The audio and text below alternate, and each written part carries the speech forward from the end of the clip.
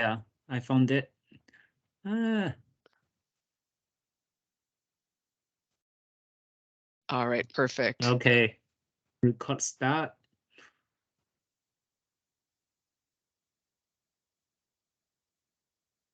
All right, with that, I think, do we have to wait for a few more minutes or not? I don't think so. Some of the material you'll notice we've gone over a little bit before. It's just the first few slides, so people can catch that. But it's already 5 after, so let's get going. Yep. With that, Chris, I think you can start your presentation. Okay, sounds good. Thanks, Yi. Mhm. I think I know most of you at this point, but I am Chris Sharp from Southwest Research, and I'm the person who's been leading the low NOx development efforts at Southwest Research, including on this non-road demonstration program. So we'll get underway here. Let me see if I can get the screen share to work, which it should be now, and hopefully that is visible to folks on the call. Yes. Okay.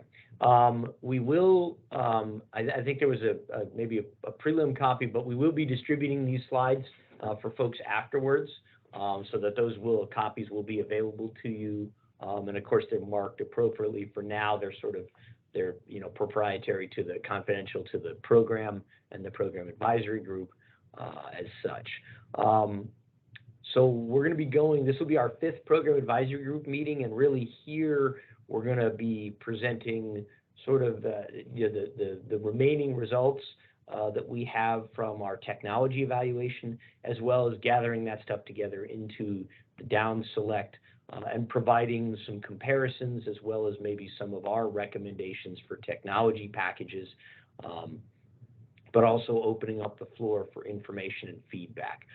This is kind of an important piece of this as well. Of course, we work hand in hand with folks already and our engine partner in Deere, but this is still an opportunity to solicit additional feedback about for information that we could use in comparing these packages to kind of make the final down select.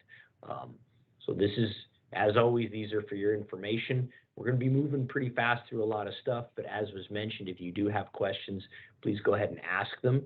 And I'll point out now that there are a few supplementary items that I'll mention, that there's an appendix at the back of this with some additional info slides on particular details that we won't go through, but I'll reference them as we go. So with that, we'll kind of get underway here. This is our overall agenda.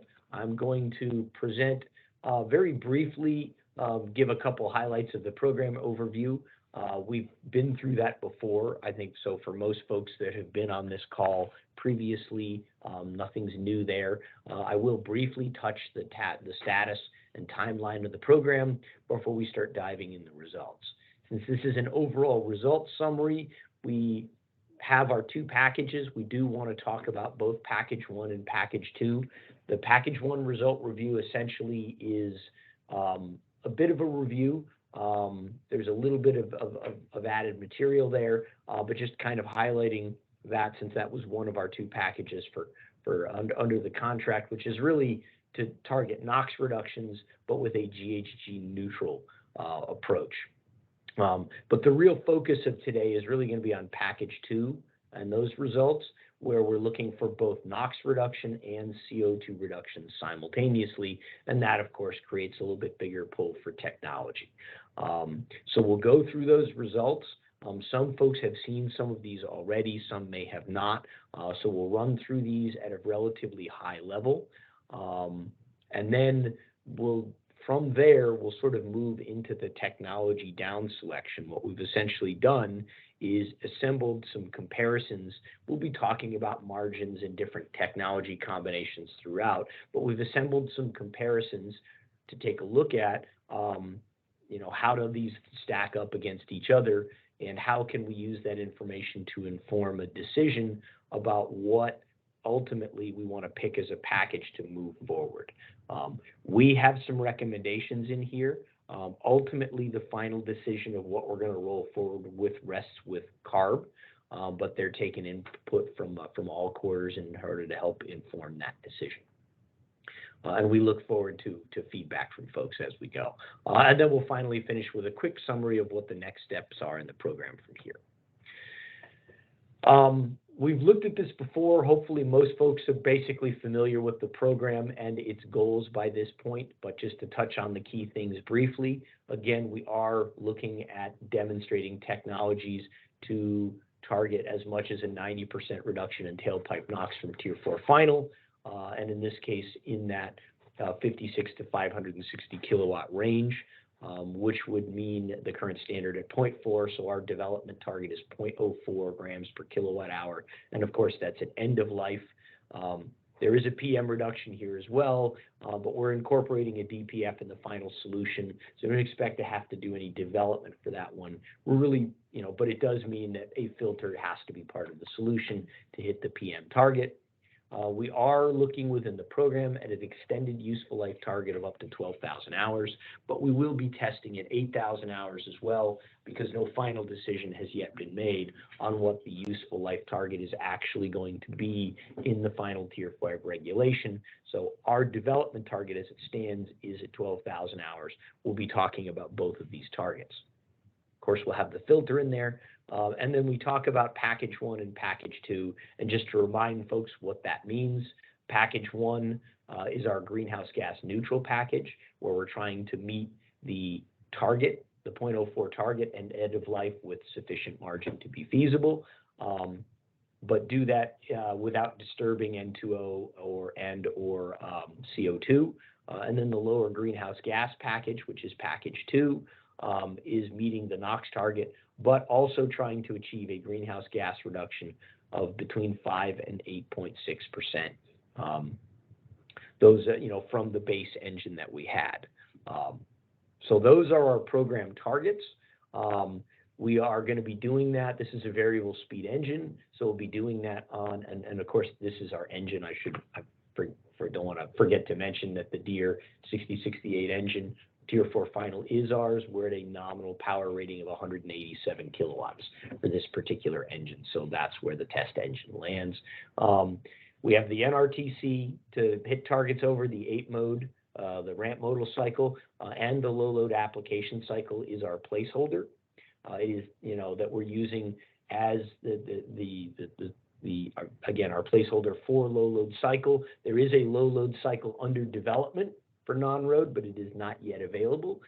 So we're using the LLAC as our placeholder. In the meantime, we will, whatever our final package is, will ultimately be checked, calibrated if necessary, and demonstrated on the final non-road low load cycle as well. And just some examples of hardware, revised after treatment. We have cylinder deactivation as an option here with the Jacobs CDA hardware and several other bits and pieces like that. I'm not going to spend time talking in detail about the low load application cycle, other than to mention that it does sit at about 15% of maximum engine power. We don't yet know where the final developed LLC is going to land. Hopefully it'll be relatively comparable, but we will adjust to that as we need. So this is our example for low load. Certainly the current Tier 4 final engine didn't do so hot on this particular cycle. We're going to be bringing the controls into line to achieve that good performance. So that's really the background in the program. As to where we stand today, all of our hardware evaluations have been completed. The EGR cooler bypass, the heated doser in a conventional system, e-heaters, a couple of examples of e-heaters, the heated mixer, our light-off SCR option, and also looking at the best combination of hardware from our various catalyst hardware from our suppliers to really come up with the optimal configuration. And it's the results of all that we'll be talking about today. So our down select is in progress. We are nominally expecting to be able to get a decision by the end of next week or something in that neighborhood so that we can keep moving. Once that's completed, we have some 0-hour testing to run, maybe a last couple cal tweaks before we do that, get those demonstrations completed still in March, and be able to roll into the aging in April, the final aging. While we're in the down select and while we're aging, we do have some additional work going on. We'll be looking at potential for start-stop and what its benefits might be, as well as doing some of the support test work for the low load cycle development. And specifically, we'll be starting to test some of the low load cycle profiles, both with the base engine and some of the advanced aftertreatment, depending on how that makes sense. So that's where we are right now. In terms of the overall program schedule, you can see we've been engaged since about the middle of last year in this extensive hardware evaluation and down select effort, and now we're really at the far end of it with our packages put together, and the plan is to move on into demonstration testing, aging, and as well as the start-stop work and the low-load cycle support work. So that's where we stand right now. If all goes to plan, then about the middle of the year, we should be completing the planned technical effort under the program. Of course, the test article will remain for additional efforts as it should they arise and if they are necessary. So that's kind of where we stand right now, and here we are right at the beginning of March. So with that as background, just to get a couple of terminology pieces out of the way, we did get after-treatment hardware options from 2 different suppliers who will remain anonymous. So we call them Team 1 and Team 2. And just a couple of diagrams of the base systems that we got from both teams.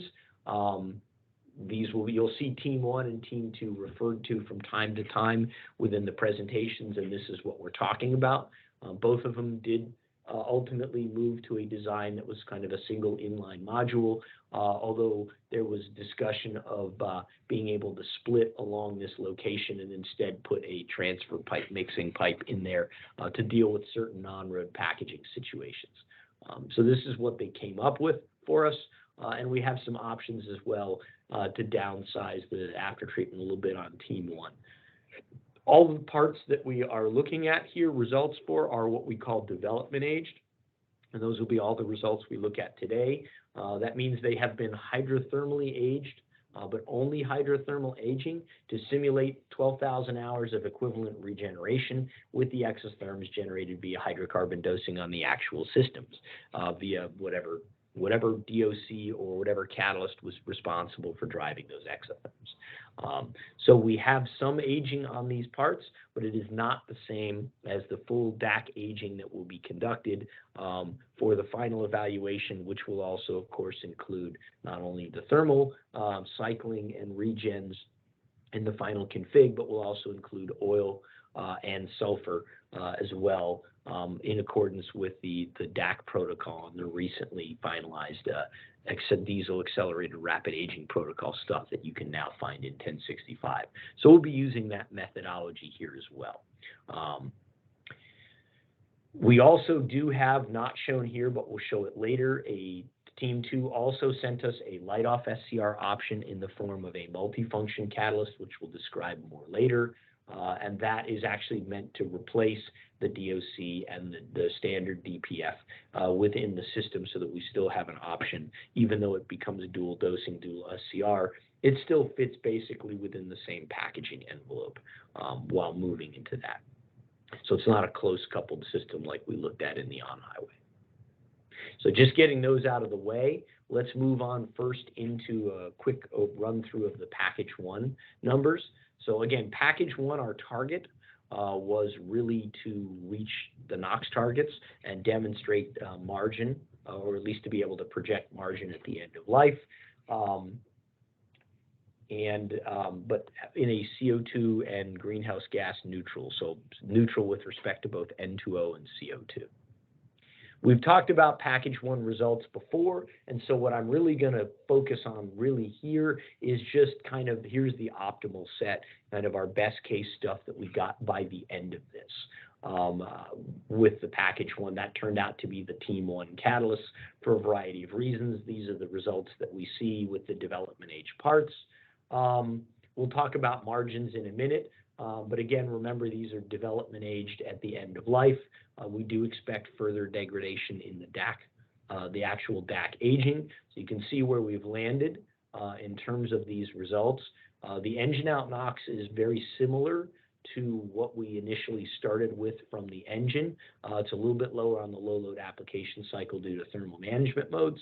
And you can see the CO2 emissions as compared to the baseline. We are basically in the neighborhood of about 1% below the base engine CO2. We would basically say that means that we're reliably able to say that we're CO2 neutral. And the N2O emissions are shown here. These are actually quite comparable to the base engine's N2O as well. So we really are greenhouse gas neutral with this package while achieving these results that you see here with that particular system. We'll be looking at these margin tables a little bit more later, and I think most folks have seen these before.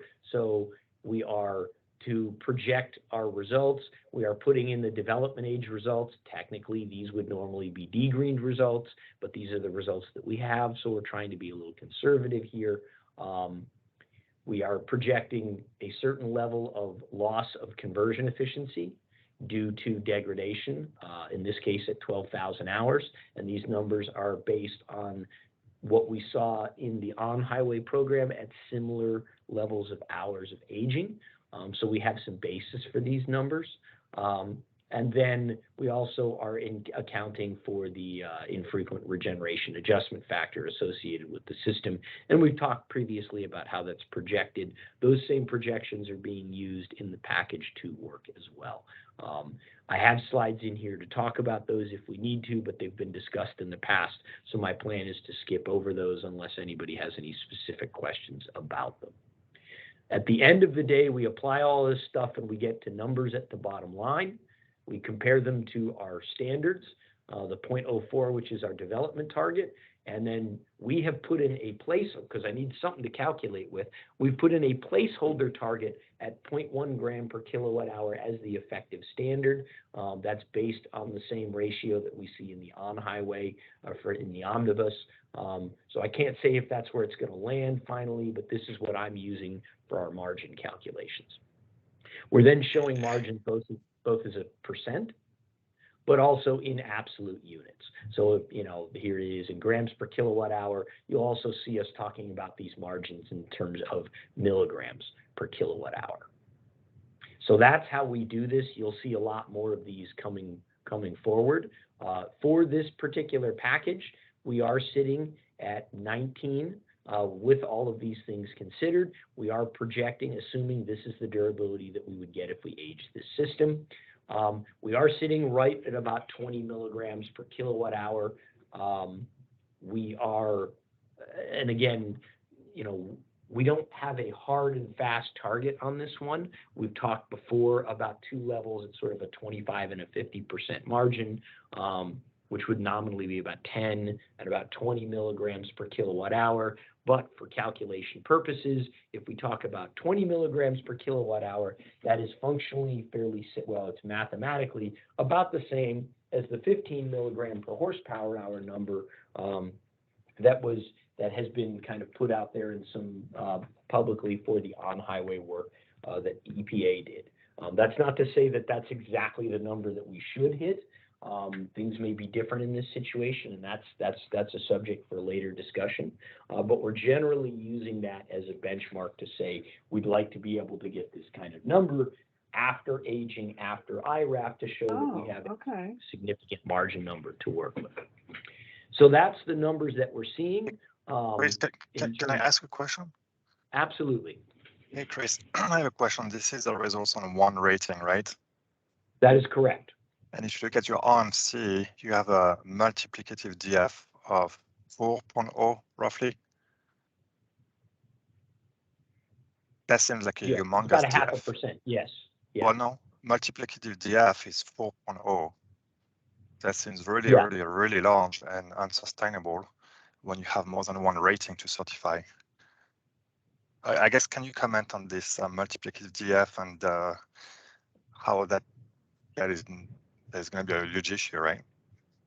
I have not tried to do this as a multiplicative DF, right? What I've done here is to basically say that here are the numbers we're going to get, right? That when we're projecting a certain loss of conversion efficiency, right? So how that translates procedurally into a multiplicative DF is something that I think needs to be discussed in the context of the standard, but that's not how we're doing that here. I'm basically projecting this is what we expect to lose for performance and the number I'm going to get. I understand how you did it, Chris. Yeah. But I also understand how Bob is asking things to be done, and I see a big gap. Well, in the demonstration. That's a good point from a demonstration standpoint, and I think that's a good comment for ARB to kind of consider how these procedures need to look moving forward, right? Do things need to be adjusted now that we move into this lower NOx realm, right? So it's a good question. It's a good comment. It's not something I can directly address here, but that may very well be a case, especially as we look at a very broad range of potential child ratings that we might see in non-road. So the situation might be a little bit different here. Thank you. Chris, I think Simon also raised his hand. Simon Porter. Okay. Yeah, just a question on how you arrived at those durability loss margins there. Yep. Yes. So the way we arrived at those is I went back to the closest analog that I have to these numbers, which is I looked at the stage 3 on-highway system when we aged to a relatively similar number of hours, which is kind of referenced up here.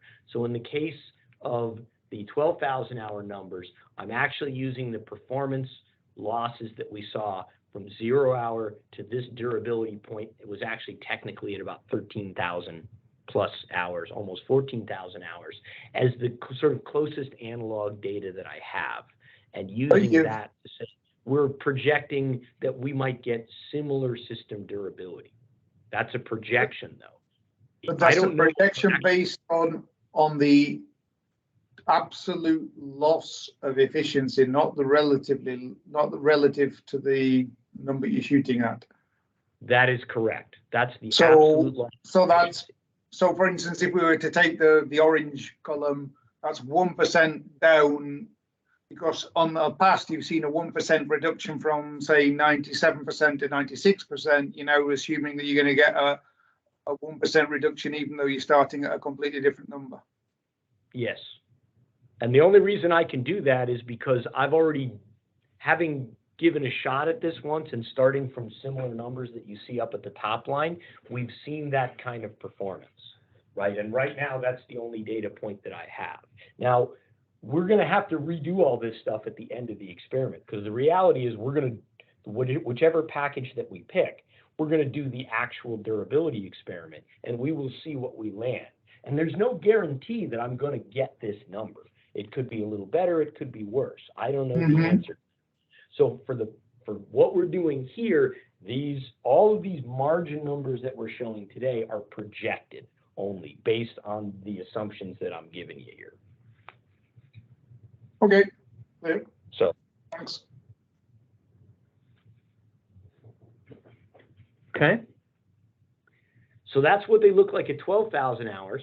If I use Chris, we have yes. One more question from Simon Costa. Okay. Yeah. Sorry to interrupt you, Chris. Just a general question. You say that these projections are based by the on-highway data, correct?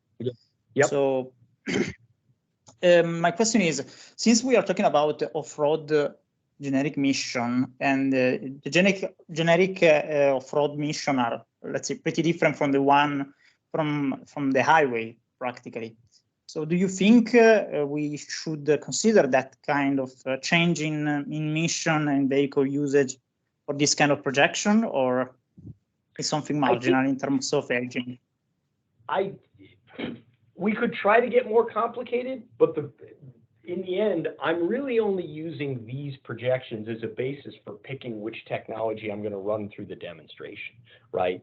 So ultimately, we're actually going to run the durability. We're going to find out how well the system really lasts. And like I said, it might do well, it might do better, you know, or it might do worse. I really don't know the answer to that one until we run, and to some extent, I suspect it's going to be based on the technology that we pick, right? And then we haven't made that selection yet. So, you know, we could try to get a little fancier about projections, but I think to some extent we're already kind of reaching a little bit as it stands to make these kinds of projections in a low NOx space where we haven't been before. So, you know, and in the end, I could probably do a bunch of simulations and maybe this number comes out to be 0.4% or maybe it comes out to be 0.6%. I don't know, but I'm not sure that in terms of picking a technology at this stage prior to aging, I think it's probably good enough for our purposes right here. The other thing is thank you. I'm also trying to be a little conservative with it. So normally this would actually be 0-hour numbers. I'm technically using hydrothermally aged results instead.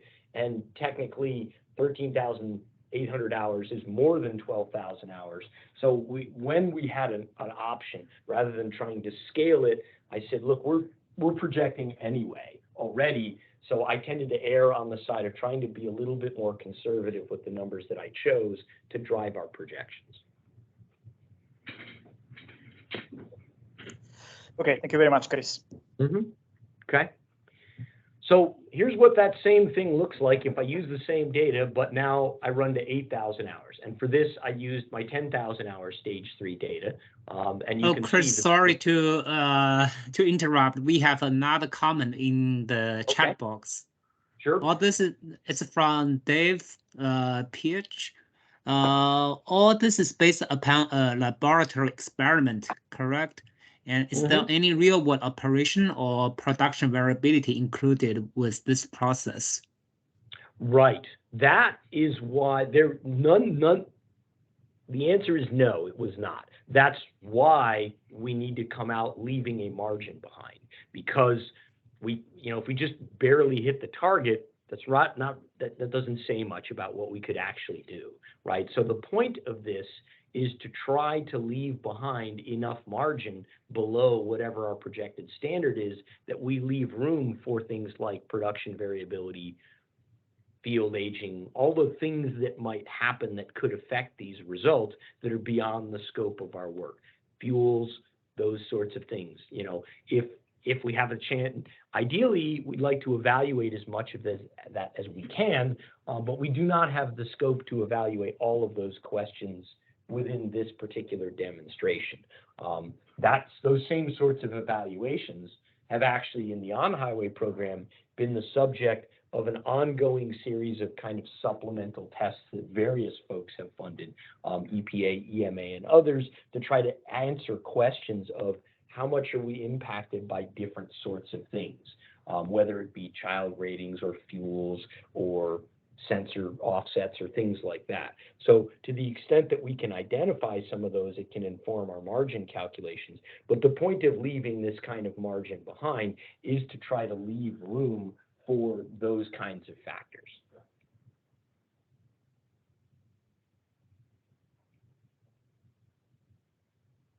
Okay.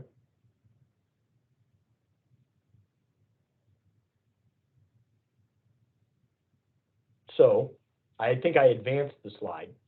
All this slide is showing is basically the same configuration, mostly the same numbers, but if we age to a smaller loss of performance, less time, and for this we use the 10,000 hour numbers that we had from stage 3, even though it's 8,000 hours here. And you'll notice that, of course, because we have less degradation, we wind up with better numbers. The IRAP is still the same.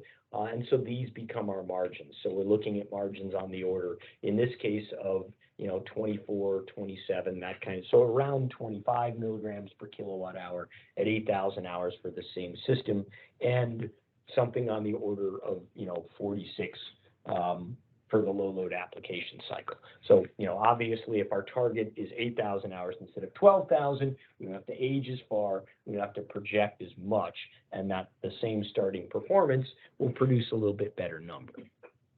So that's how we kind of stack these projections up. you're going to see us going back to this kind of thing over and over again, and then we'll get to the summary stuff at the end. We'll show you some comparisons of what kind of margins we're landing at on all of these. Okay. I do have some data, which I'm not going to go through. I'm just going to point out that it's here. These are the final performance numbers under regen conditions that we got that formed the basis for doing a calculation of upward adjustment factor. So these are in here. We previously went over these in detail in the 4th program advisory group meeting back last year. So I'm not going to spend a lot of time going back through these. I just left this documentation in here with an NRTC example, just so that it's there to say, where did we come up with these numbers? We have down selected the Team 1 SCR catalysts to proceed forward in the system regardless of our other system choices. And so we're going to carry along the conditions, the regen calculations associated with those catalysts moving forward.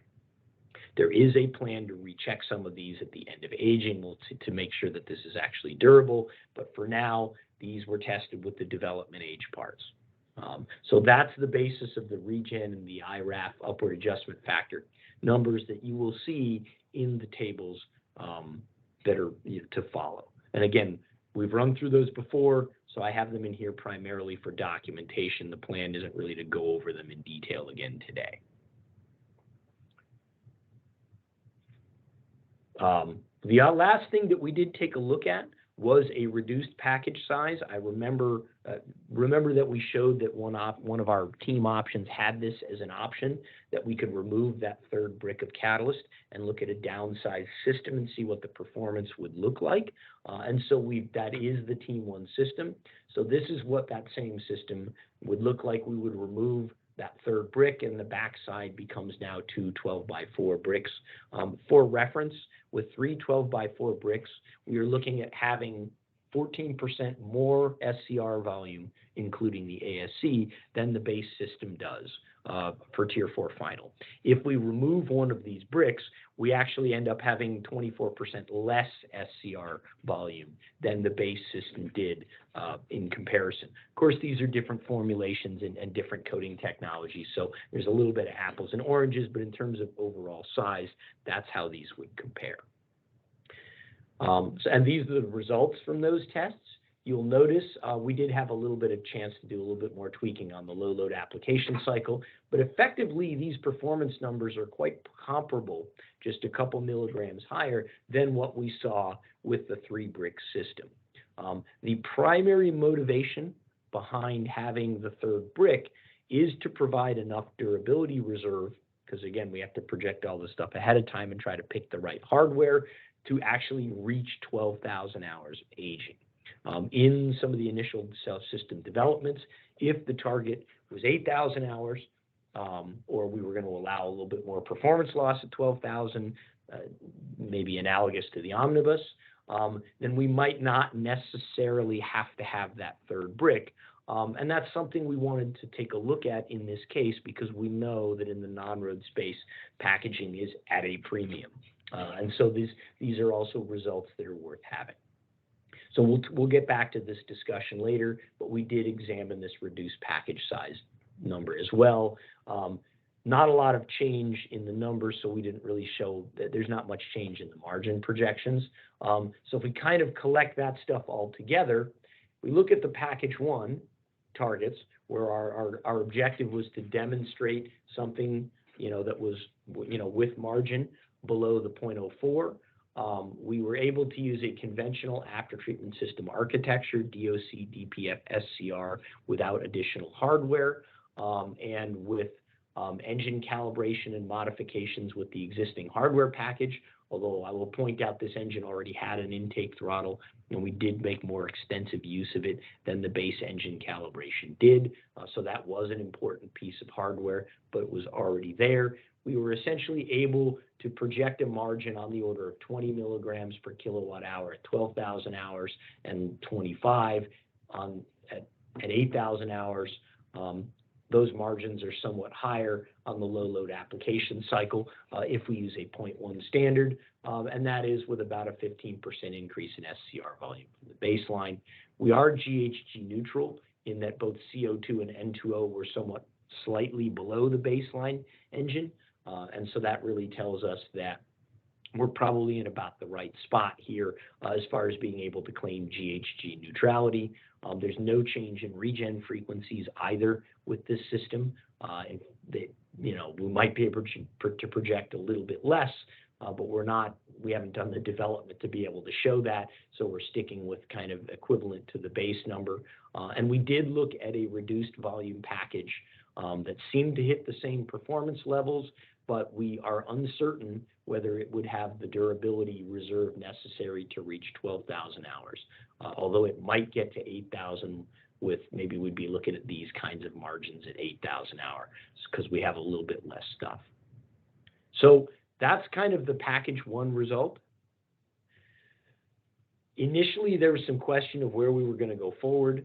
Since this development work was underway, CARB has indicated the desire to pursue CO2 reductions. So we need to disclose the package one result to be complete for the program's purpose. But for the down select and what we're going to move forward with into the final aging, because those CO2 target reductions are now on there, we need to proceed with a technology package that is pursuing CO2 reductions. And so the package one performance is still good to document what we can do under a GHG neutral stance, but at this point that performance is maybe no longer our primary focus for the down select. But nevertheless, it was a program target, so we wanted to show that at least in the context of this, we were able to meet those program targets, and here's the package that it took to do that. Chris, we have another question. Okay. Hey, Chris, yeah, this is me again. I have another question. The intake throttle valve was necessary more than usual. Has there been any evaluation on the impact of that usage on the valve reliability, durability, and the impact of this valve on engine or consumption and things like that in the long run? So that's not something you can accelerate. So have we done any 8,000, 10,000 hour testing of using ITV, intake throttle valve, in this context? No, not on this particular engine in this particular context. We have, however, passed our plan and our calibration by our engine partner, and they have not come back to indicate to us that they're seeing any big concerns. But it's not been demonstrated. But that's as far as, yeah. Okay, so we're using a technology that is not fully demonstrated for this demo, is what you're saying. On this particular, we're using it a little bit differently, and so in that case, we have to kind of lean back to say, are we using it within parameters that you would be comfortable with to our engine partner? And they have not indicated any problems to us on that one. We've also run lots longer than this in on-highway duty cycles, so I don't think that we're looking at a big risk in this particular case. But I did want to point it out that it's somewhere where it's a piece of hardware that's already on the engine, but we are using it in more spaces than the base engine calibration was using it. Hi, Chris. This is Das from Mahindra. I am having one query: whether all these changes are impacting any DPF sizes, mainly for particulate matter increase. So when we look at engine out PM on the base engine calibration, it's a bit of a net. We're actually seeing a little bit of a reduction. It depends on, for a given duty cycle, what the interplay is of the various thermal management modes. So when we have very cold after treatment, the thermal management calibrations that we run tend to be a little bit lower in engine out NOx and tend to have higher PM engine out.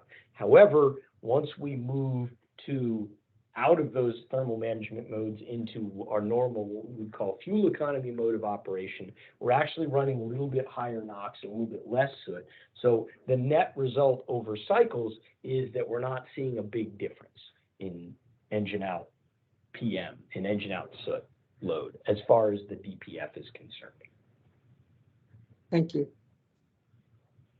We have another question from Steve Berry. Mm-hmm. Yes, thank you. I guess my question is really directed to Jenna Ladd or Jeff Lowry. Interested in your comments regarding the last bullet on the page here that Chris has shared. Is that an accurate assessment that the focus is on the package 2 and package 1 is kind of not so interesting anymore? Well, this is Jeff. Steve, I think, we want to look at CO2 reductions, in terms of the technology demonstration, but don't take that to mean necessarily that we've decided to set a CO2 standard. But we do want to be able to demonstrate in case we do. So I guess to better answer it, yeah, we're not going to be demonstrating package 1 if that's the question, but we are looking to demonstrate a reduction in CO2 for the demonstration. There are a lot of considerations that go into what we'll finally do with the demonstration results at the end. And we're looking at a lot of different factors, Steve. So it includes cost, margin, CO2, and a lot of other different things. Okay, thank you both. Yeah, it's probably fair to say that that bullet is primarily applicable within the context of this program. It doesn't necessarily say which way CARB's going to go and when they set their standards. Yeah, so I would say, to answer your question directly, we haven't made a decision on how much CO2. I wouldn't say, I guess I would disagree with Jeff and say that we're not looking at CO2. The answer is we're still looking at CO2 and it's on the table. So I think I need to be a little bit more forceful than Jeff. No, that's what I said, Jenna. I guess I. Oh, okay. Okay. Clear. I thought I heard something different. No, I said it doesn't mean that we're not going to set a CO2 standard. Okay, thanks. Mm-hmm.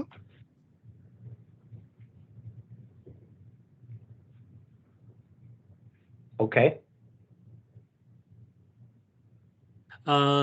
If you have finished your question, please lower your hands. Otherwise, I don't know if you have any additional questions. Thank you, Steve. My bad. Thanks. No problem. Just a reminder.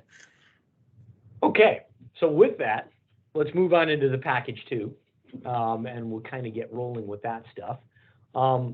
So here's the beginning of the package 2 work.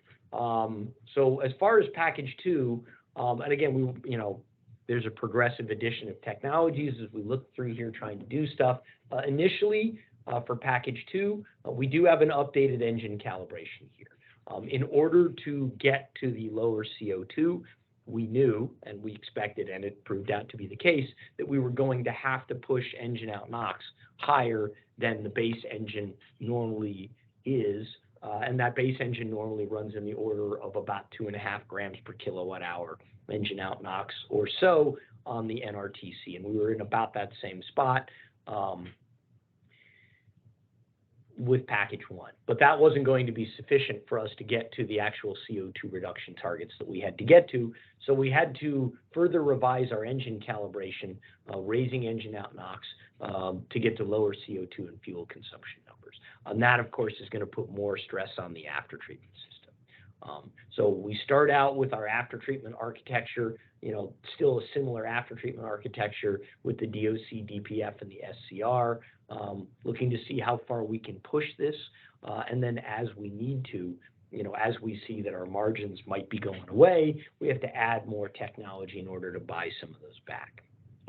We also, for our package 2, there are some configurations where we are using cylinder deactivation, and cylinder deactivation as driven by the dynamic skip fire algorithm that Tula provides.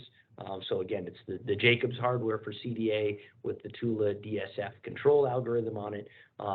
Looking at that as a lever for both additional CO2 benefit to help us meet our targets, as well as improved thermal management, so it can do both. There are other engine things that could certainly be done, but they were not available within the scope of the program that we had available to us with the available resources, both from us and from our engine partner in Deere. So to some extent, DSF is a bit of a surrogate for other potential engine modifications, but it is what we're using, although we don't necessarily always use it for every option. And then, of course, we have to update our thermal management and dosing calibrations accordingly. So all of that was done along with our after-treatment system. And we now land at numbers that look like this. You can see the engine out NOx is now more like about a 4 gram per kilowatt hour engine, or about 6 on the low load application cycle. That in this case, that's with dynamic skip fire active. You can see where we landed. These are still pretty good numbers, but you'll notice that, you know, the 004s and the 007s we were seeing before, we're not seeing those to the same degree anymore. So we've definitely slipped a little bit on the tailpipe performance as a consequence of the increased engine out NOx. However, you can see the CO2 numbers in comparison to our base numbers. So here are the percent reductions from the baseline. N2O is comparable. We were slightly higher on this particular config with the aged catalysts on N2O, although I should point out that our baseline was not actually on aged catalysts. So we're still pretty much in the same neighborhood as far as N2O is concerned, but there's a little bit of potential upward pressure we have to keep an eye on now. And we're looking at about a 7.5% reduction in CO2. On the ramp modal cycle, it's more like 5.5%, and on the low load application cycle, it's nearly 12%. Now, one thing I should point out when we did these CO2 reduction targets is there wasn't a lot of detail. That we were given a range, but not a specific set that said, well, I want you to get it only on these cycles or get it. So we sort of interpreted it as at least trying to hit our target range on all of the cycles, though we're not going to get the same number on every particular cycle. I do know that since then, California, in their concept proposal, has focused more on the NRTC. What we choose for technologies can be driven by those decisions to some extent. So it is going to be something to consider in the larger one. But I will be showing CO2 reductions on all 3 cycles throughout the set of results.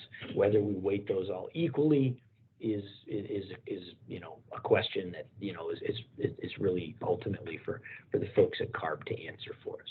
So those are the numbers that we're getting.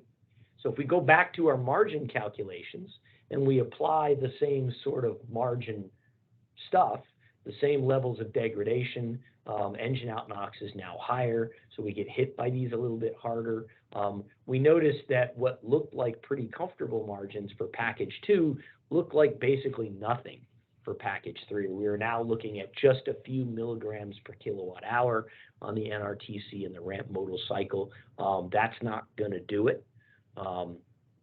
And you know, even our low load cycle margin kind of shrank down some to about 25 or so. So we still, you know, have some room there, but this is now kind of down in the range. And clearly this is just not going to be good enough to get the job done. So because of that, we need more technology at this point. So we're going to need something else to try to get that margin back, because we've had to give it away in order to increase to get decreased CO2 emissions. And single digit milligrams per kilowatt hour that are small are not really going to be enough to cut it here. So from here, we start looking at different technology options, trying to buy those margins back. And one of them that we look at is the use of an e-heater. So this is one of the e-heaters as an example that we had. This is a 300 millimeter e-heater. It's a 48 volt heater, about 6.6 kilowatts. You know, at that point and fairly readily packageable. We did flange it ultimately so we could mount it in multiple locations. This is what it looks like. Chris? Flanged. Yes. We have a question in Yep. the chat. I think it's actually from for the previous slide when you are talking about the Okay. margins. Gotcha. Can you go back? Yeah. It's from LinkedIn. There is no ammonia data showed. Is there zero? Tailpipe Yes. NOx is from HORIBA measurement. Is tailpipe NOx sensor reading consistent with HORIBA readings? Okay, let me answer both those questions a little bit separately. The ammonia measurement is 0. We do have an FTIR that's at that location that's measuring, and we don't see any evidence of tailpipe ammonia. In general, for the question of is there ammonia slip, yes, the tailpipe NOx sensor is generally consistent with the NOx measurement from the emissions bench, so that we're not seeing a big discrepancy that might be due to something like ammonia slip. I'm going to set aside the question is, how consistent the NOx sensor actually is with the numbers at the tailpipe will depend on how well that NOx sensor does. That's a whole nother big topic we're not going to get into. But I think relevant to the question of is there ammonia at the tailpipe, the answer is no. We have not seen any significant ammonia. I think our peak ammonia slip through all of these has generally been less than 2 ppm thus far, with the average less than 1. And I say less than because we're kind of down in the FTIR noise at that point. So whether it's less than 2 or less than 0.5, I couldn't tell you. Hi, Chris. This is. All right, that's Ayappa. I think you can go with your question. Yeah, here for the CO2 reduction, the engine oil NOx also increased and DSF also added. So which one was more contributing to reduce the CO2? How it will be the weightage? It completely depends on the duty cycle. So for the low load application cycle, and you'll see this later as we look at other options, the majority of the fuel consumption reduction on the low load application cycle comes from the use of dynamic skip fire, right? On the NRTC and on the ramp modal cycle, it's about 1.5% as aggregate reduction, right? So if this was 7.5% reduction on the NRTC, 1.5 of that 7.5 is coming from the use of the DSF, and the rest is coming from the engine calibration. So it very much depends on the duty cycle. Thank you.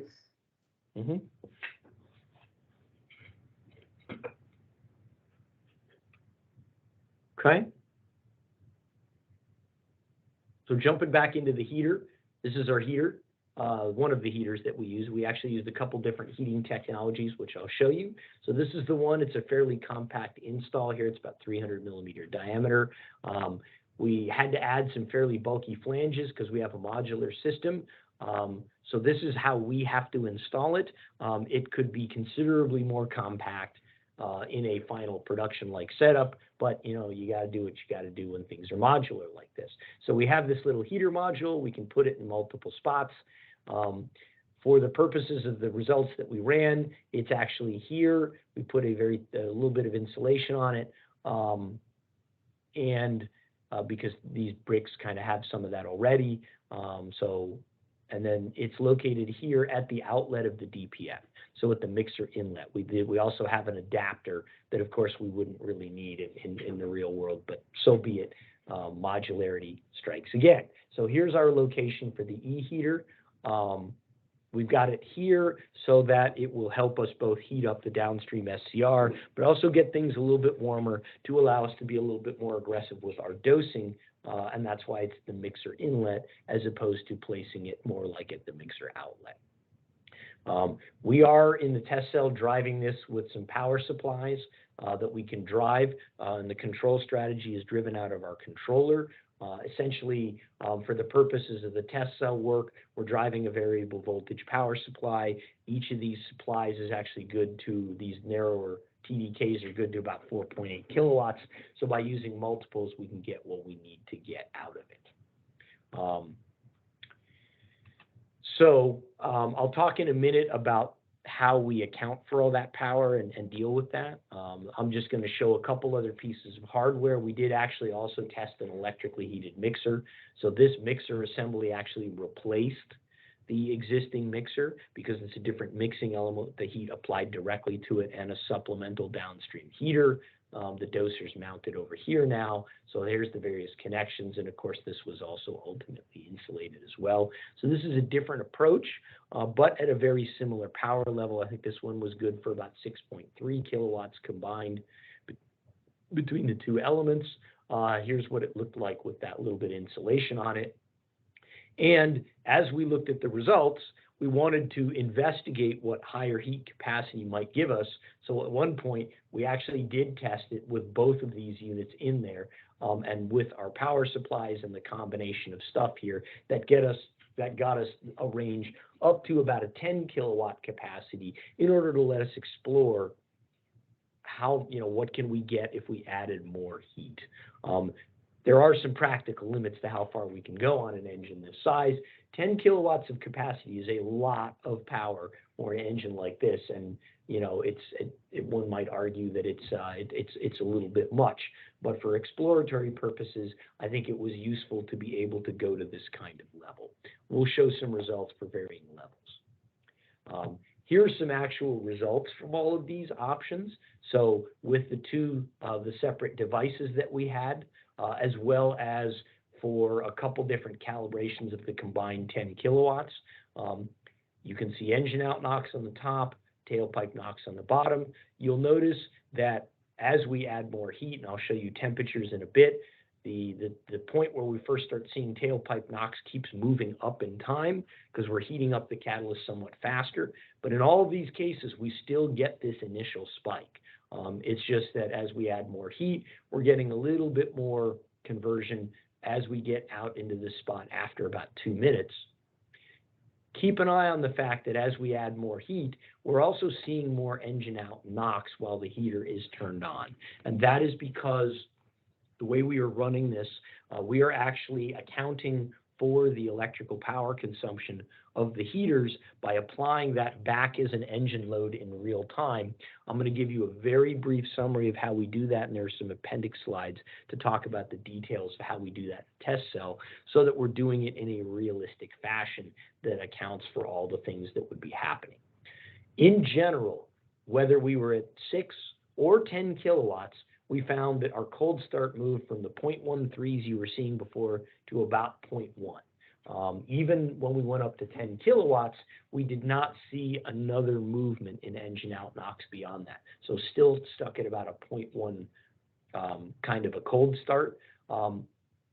And what that really boiled down to, we'll look at it in the temperatures, but again, keep in mind that I am playing a little bit of a trade game because in order to power the heater, as I burn a little more fuel, I'm also pushing a little bit of NOx early. So this spike is to some extent being traded by this later performance, okay?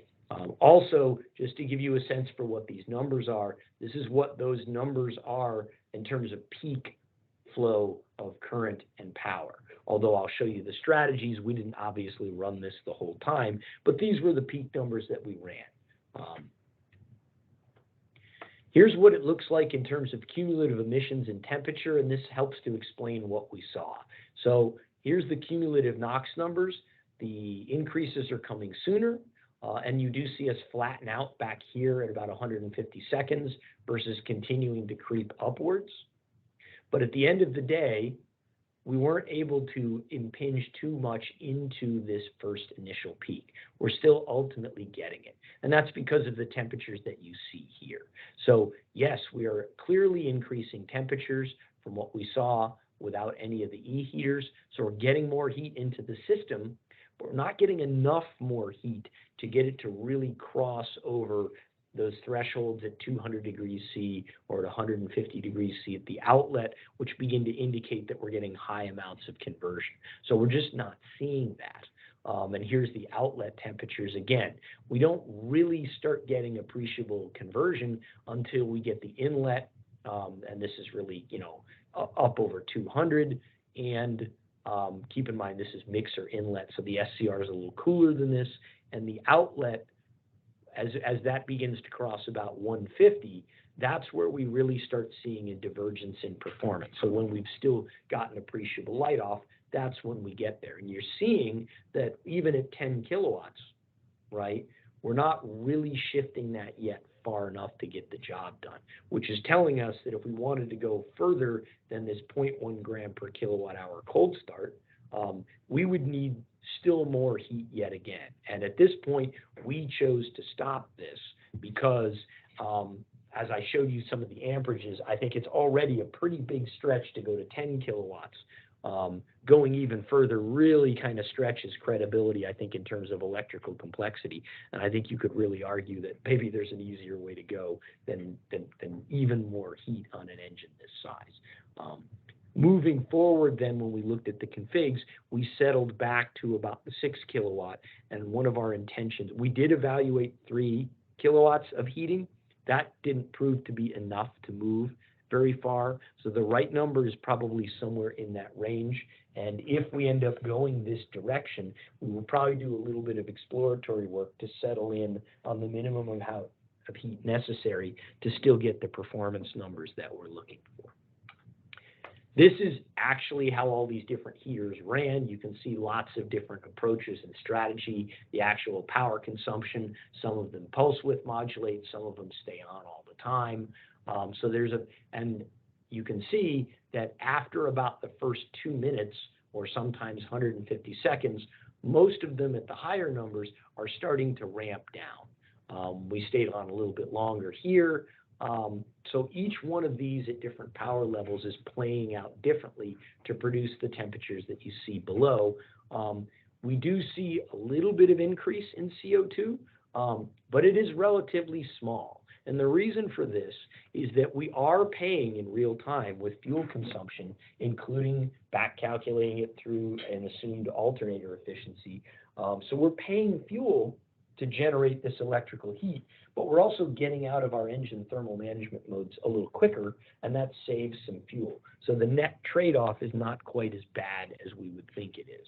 And since this is the cold start with about 5% weight factor, these numbers on the order of this kind of thing are barely showing up in the composite NRTC. So it looks like to these levels of heat, we're able to apply them without really paying a huge penalty or a significant penalty from a CO2 standpoint. I can't say that would be the case going to higher heat levels, but we already discussed why that's probably not terribly practical. Couple notes on how we do this. There are a number of ways to go. We apply a load in real time, and the way we do this is we measure the heater power consumption. We adjust that power consumption upwards to account for a generator or alternator efficiency. And I think for the numbers that you saw, we were using an 80% number. We then use engine speed to calculate that power demand into an equivalent torque demand that would be necessary to produce that kind of power at the shaft. And we apply that torque demand as a negative offset to the measured torque coming from the engine from the shaft torque measurement. So that effectively means that to drive the cycle, since we're doing this at 10 hertz, we have to burn more fuel to reach our net torque targets for the cycle. So when we apply an electrical load, we are immediately seeing a hit in terms of fuel consumption in real time when we do this. And when we do the work in this manner, we are getting a realistic picture of what it would really take to generate this kind of power, but also of the resulting impact of that on engine out NOx emissions, to the bad side, but also on engine out temperature to the good side, since we do get a couple kilowatts of fuel heat energy for the consequence of generating this much electrical power by the time we get done. So, and because we're actually burning the fuel, the real CO2 impact does show up on the measured numbers. So all of the numbers that you're going to see when we do anything like this are using this methodology in order to realistically account for that hit. And here's how it looks in real time. For all these various heat strategies, you can see how that's playing out as a torque offset in real time. And then here's the actual torque.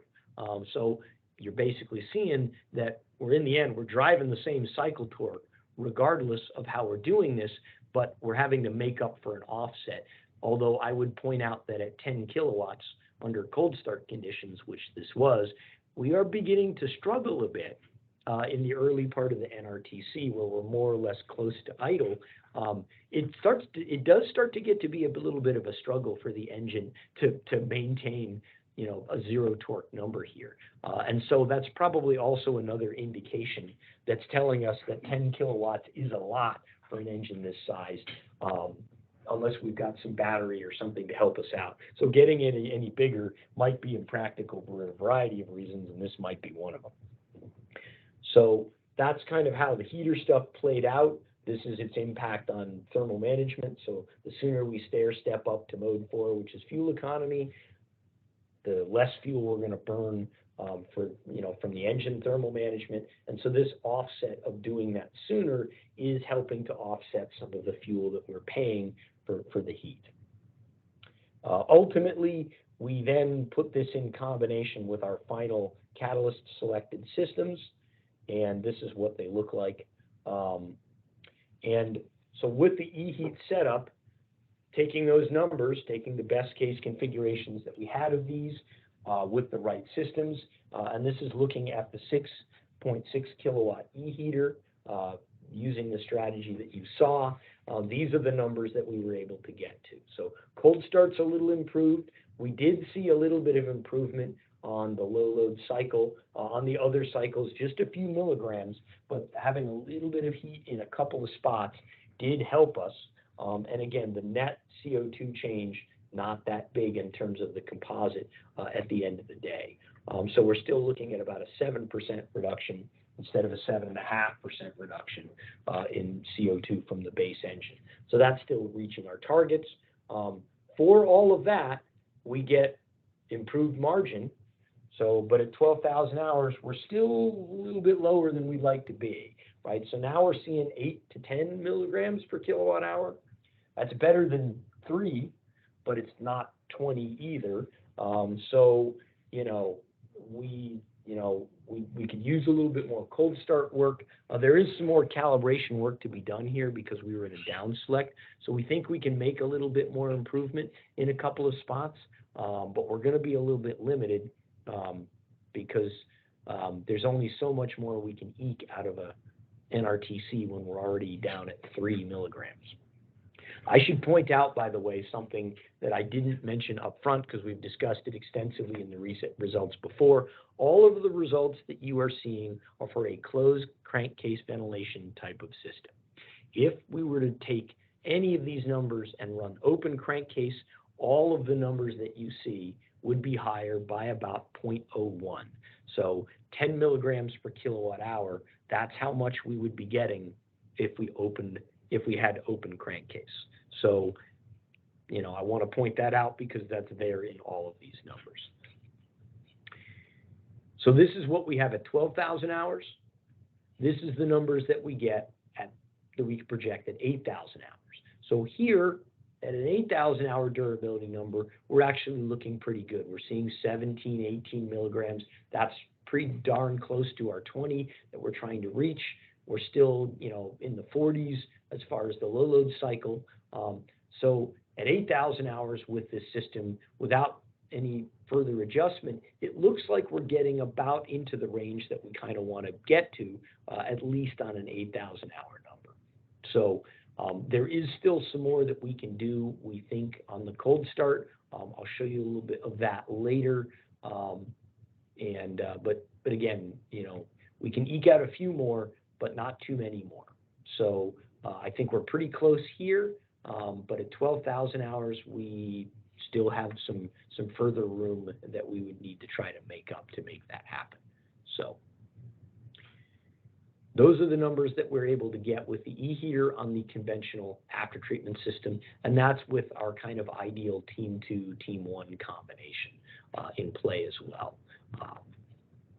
So that's what the eHeater can get us. We did want to look at some other options while we were at it. So here's an example of low load cycle.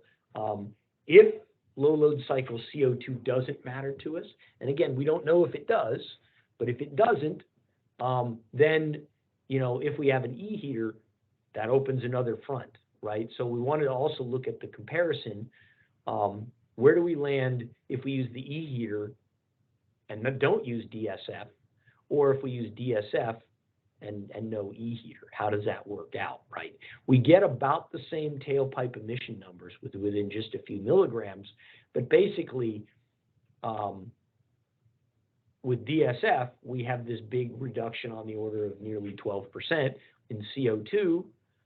If we use the heater, we essentially have to give all that reduction away to power the E heater and a little bit of the thermal management that's still happening in this case.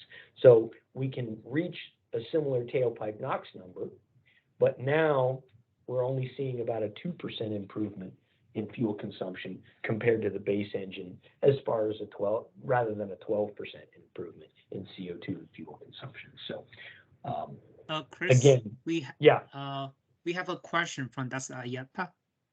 Yep. Hi, Chris.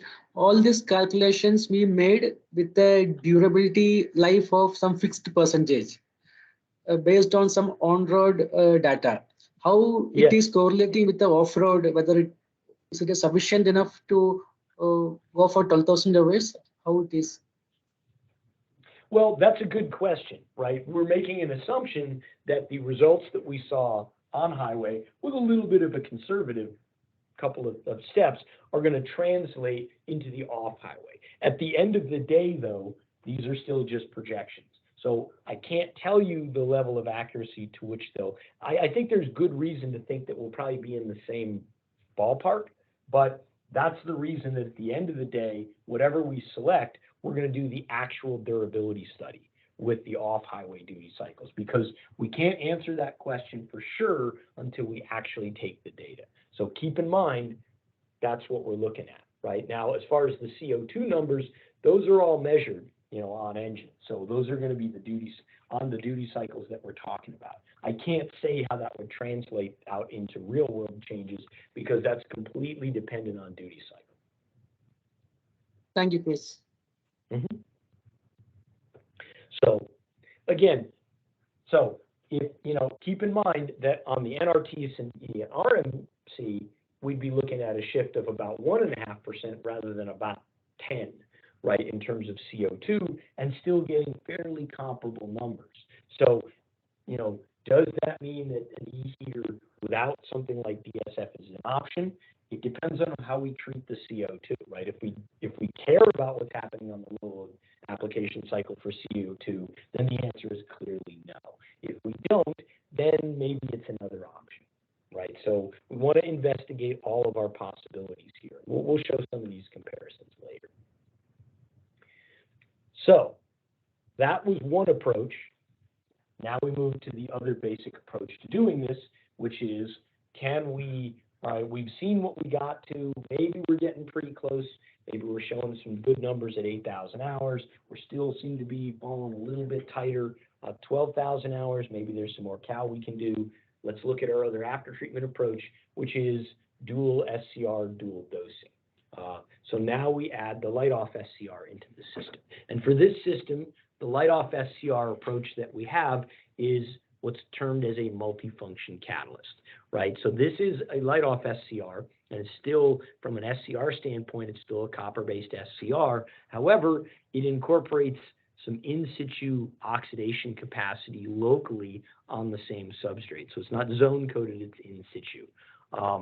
That being the case, so that there are several reasons that that was done. One is that, as we mentioned, when we did light-off SCR on the on-highway, that was an added brick assembly that was placed upstream of the rest of the downstream system. But we didn't really think that was going to be workable in the more constrained package environment that we're probably going to be working with in non-road. So the idea here was to say, can we fit a light-off SCR option into basically the same packaging envelope that we have available with the other system, but moving to dual SCR, dual dosing, right? So that means several things need to happen. One is that having the multifunction catalyst with some oxidation capacity, if we move our filter from a DPF, catalyzed soot filter to a zone-coated catalyzed soot filter that has some of the upstream part of its substrate with a higher precious metal loading, more like a DOC, the combined capacity of these two systems will give us the same capacity to make exotherms and do regenerations that we need for the system to function correctly. And we have done some exploratory testing to prove out that that is in fact the case, so that this does work for us to successfully generate regens. And keep in mind, the system results you're going to see, we've done 130 hours worth of regen using exactly that methodology. So we know that we can do that without destroying these parts. The other thing for the MFC is that having that localized oxidation capacity provides us a measure of protection when we have to do post-injection to drive regeneration of the filter and desox of the downstream and all those other systems. One thing we don't know, when we look at the on-highway system, we did light off SCR, but because we didn't know what the impact of those hydrocarbons might be on long-term durability, we went with a in-exhaust injection. But in-exhaust injection in this situation would require more space, more packaging. We'd have to put some kind of mixer after the MFC if we were going to dose there. All of those things are going to increase the package size and complexity, so we didn't really want to have to go there. So it was important that we target this system at being able to actually utilize post-injection to enable regen like this engine does. So the system that we have is compatible with that. That again helps to manage the package size. So in the end, we remove the DOC DPF, we replace it with the MFC and the zone catalyzed filter, and the overall package at the front is about 3 inches longer. So it's a very small change. We almost fit within the same envelope. We're very close on that one. And then we still have to, that doesn't mean there's no challenge, because we still have to find room for a second doser and a plenum mixer, which is what you see here. So we still have to put this somewhere, so there's not nothing. But finding room for a doser and a mixer is a lot easier than finding room for another big old brick somewhere. So that's the choice that we've made here. And then the downstream system remains similar, although again, we can again investigate whether we want to go to 2 bricks instead of 3 to look at packaging size. So that is our light off SCR option here. And right now we are actually using the heated doser, and we'll talk about that a little bit in a minute. We could do this with unheated dosing, but I will show you why that's likely to be problematic in the event that we do. So this is our light off SCR option. It went through its own aging because we did have this MFC, this different arrangement up front. So the development aging of this part was somewhat different in order to match up to the required temperatures and regen frequencies and all of that we did, that we needed on this particular system. So this is our light off SCR option. And here's a quick look at the first numbers that we got out of the gate. You can kind of see, so temperatures are here on the cold start. You can also see what we get for engine out, light off SCR out in blue, and the black tailpipe NOx. We still landed about 0.1 before we do anything. So not much improvement yet over what we were able to do with the heater and the conventional system.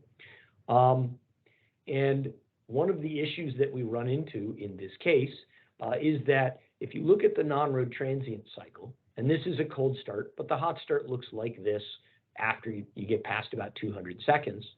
One thing you'll note is that after treatment's temperatures stay in excess of 300 and often 350 C for the entirety of the rest of this cycle. And that's important because one of the ways that we need to run a light off SCR in order to preserve good passive regeneration, so it doesn't hurt us for NOx or fuel consumption, is that when we get to higher temperatures, we need to back off on the light off SCR and its conversion so that we can pass NOx to the filter to allow for passive soot oxidation to happen. Otherwise, if we destroy all the NOx, we're going to have to regen all the time, and that is a problem. So we take that strategy. It's similar to what we did on highway, but unlike the on-highway case, the duty cycle that we have does not really afford us any opportunity to cool back down, which means there is no opportunity to store ammonia prior to going into cold soak, or indeed into any soak, hot or cold soak.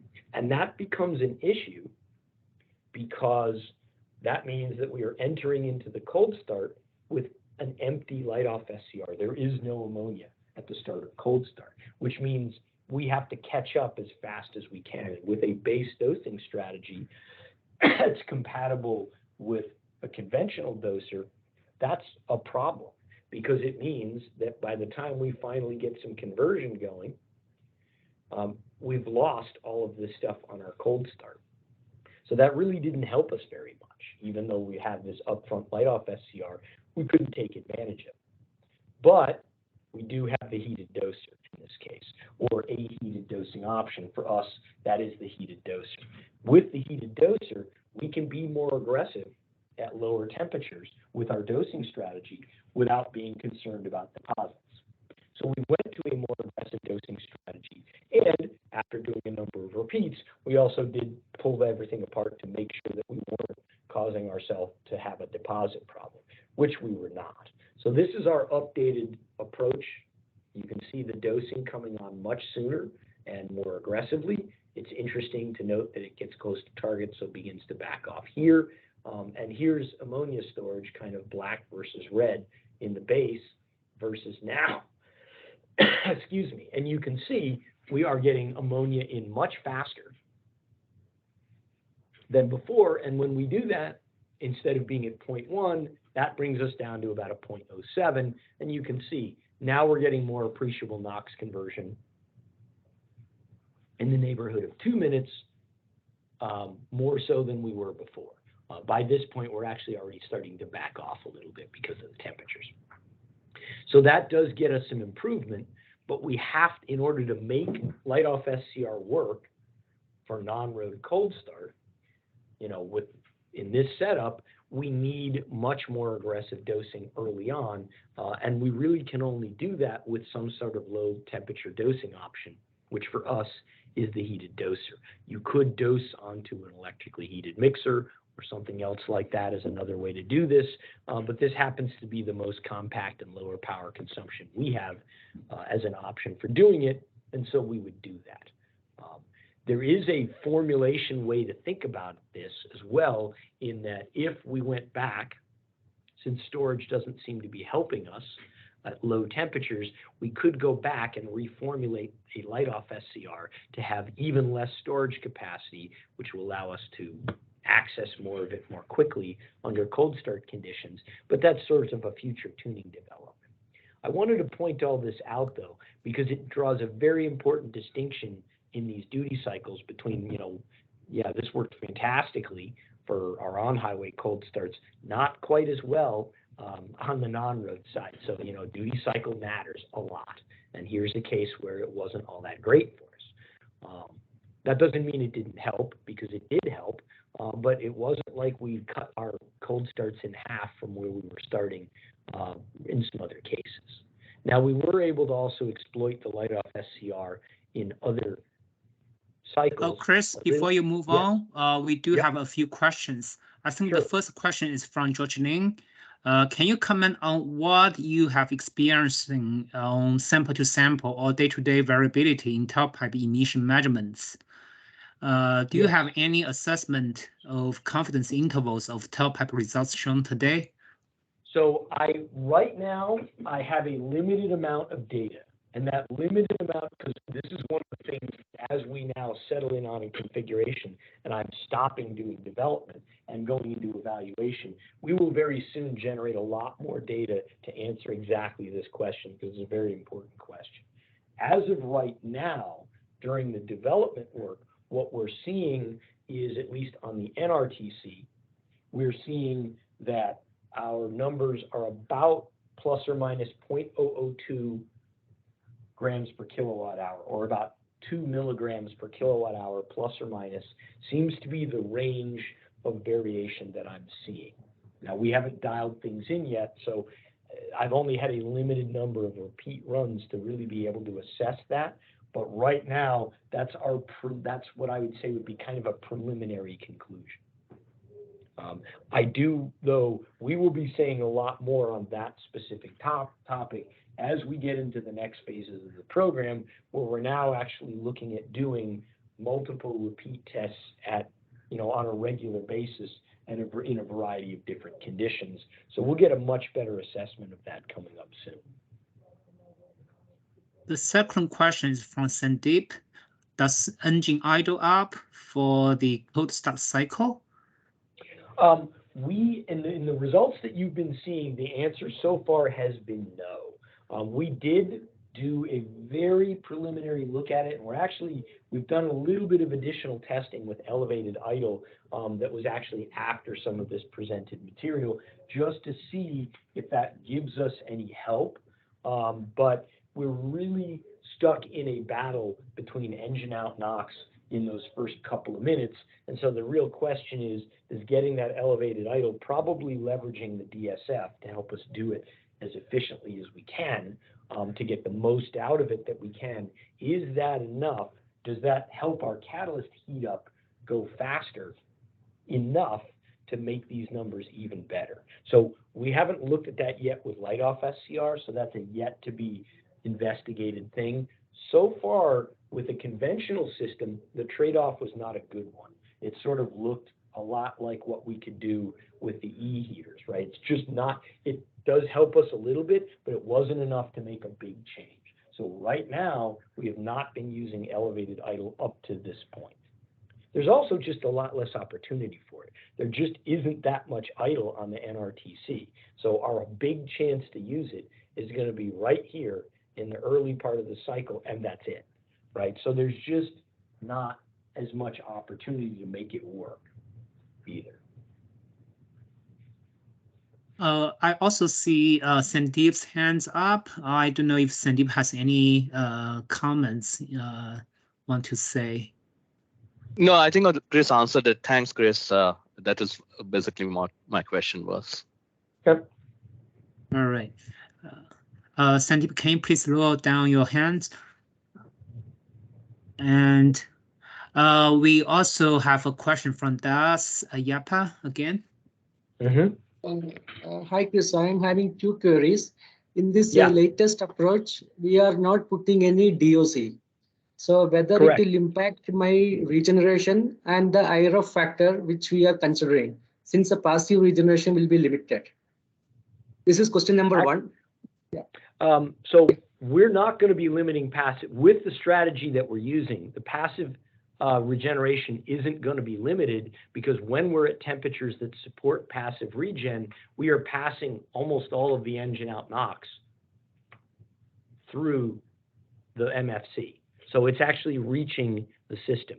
And we are getting NO to NO2 oxidation on both that system and the zone-coated portion of the zone-coated filter. So we have actually seen very good passive regen performance out of this, essentially comparable to the base DOC DPF that we were working with. Okay. And one more thing, since we are doing in-cylinder post-injection, whether it will impact the durability of close-coupled SCR? That is a question we will find out about when we go do the aging. So we don't know that yet, but that is actually one of the big reasons that we went with the multifunction catalyst, because with that oxidation function present, we should be providing some protection for our SCR. And what we see is at most temperatures, right, where we're doing regens, we're actually seeing a significant chunk of the exotherm is happening on the MFC itself. And that's good for two reasons. It's consuming those hydrocarbons, so they can't hurt us, but it also means that we've seen that during a regen, under most temperature conditions, at least when we get down to about even 300 C at the inlet, so that's not everything, it's a lot of conditions, we're seeing that we're getting enough of the exotherm on the MFC that the MFC itself is reaching temperatures necessary for desulfation. And that means that we don't have to arrange for a separate desulfation event for the MFC. because the act of doing the regular regenerations appears to be giving us desulfation along with it. And that is an important thing.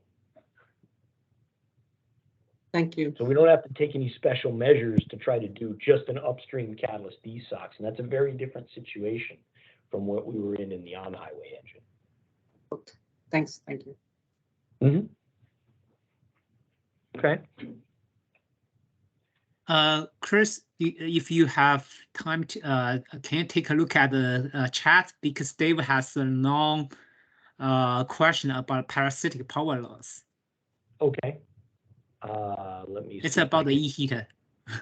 Gotcha. Okay. Chat.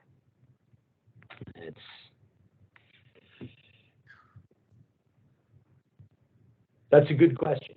And so the answer is I couldn't tell you, right? It's absolutely true that if we're going to get to these kinds of power numbers, if what we really need is 6 kilowatts, then 48 volts would be necessary, right? I think, because unless if we were at 24 volts, you're likely looking at, you know, that's a lot more amperage to support. And the question then becomes, that's a lot of complicated upgrades to the electrical system. And the question you then have to ask yourself is, if I really need 6 kilowatts, is that something that, can I really support that? Or do I have to add a lot of cost in upgrading the electrical system? With respect to a smaller engine, I would not expect to need the same kind of power because I'm heating up a much smaller number, right? So as I scale to smaller systems, that and the fact that the weight is scaling down, not necessarily linearly, I suspect that the power requirement would drop for a smaller engine. But conversely, as you scale up to bigger and bigger engines, it might not scale up linearly. So we might need more and more power to heat the heavier and heavier systems that we're looking at. This is not, by the way, in addition to the heated doser. So if we were using the e-heater, we would not be using the heated doser because we wouldn't have an upstream catalyst. We did look at the heated doser in the conventional aftertreatment system, but it didn't really provide us enough advantage to be worth it there. So the heated doser, just to give you a number, at its peak, which we really only see during initial warm-up and cold start, the heated doser might draw something in the neighborhood of 300 to 350 watts, and most of the time it's actually drawing less than 100 watts. So it's a very, very small number. It actually is under the threshold that technically we don't have to account for it during testing.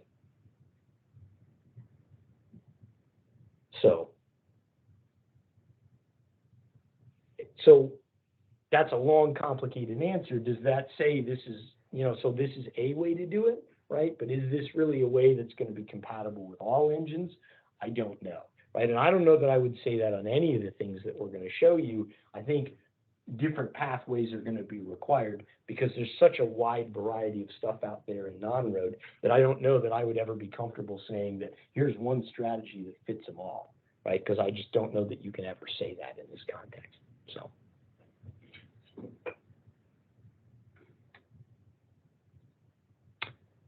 Okay. Let's try to get back on moving here. So here is the numbers that I get with the light off SCR, with the dynamic skip fire, with all those things in there. So our light off SCR option with DSF. So here's the numbers that we get. We do pay a little bit in fuel consumption because we have net a little bit higher back pressure. Not huge, but it is still something that we have to account for, and we do see it on the higher load cycles. But our cold start was improved, and the MFC, the addition of the light off SCR, that little bit of conversion, even on a ramp modal cycle where I'm only doing maybe 20% NOx conversion at high load, that little bit of trimming does in fact help us with our margins across the board on a lot of these cycles. So we are seeing some of the best tailpipe numbers that we've gotten for any configuration when we go to this, right? And so this is what we're looking at. The other thing that we see is that with light-off SCR, as is often the case for light-off SCR, because we don't have an upstream DOC, which wouldn't really do us any good anyway here, that means we're doing all of our light-off SCR conversion is happening as standard SCR with NO only. And that means we're not getting as much N2O generation. So one of the distinctions we get for this setup is that we actually have lower N2O than the baseline, and by a fair bit. So that's a significant improvement we want to point out.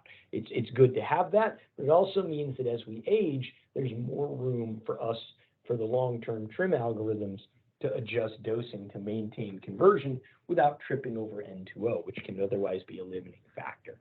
So I did want to point that out as well. So this is pretty good looking stuff. These numbers look pretty good. Our fuel consumption numbers also look pretty good.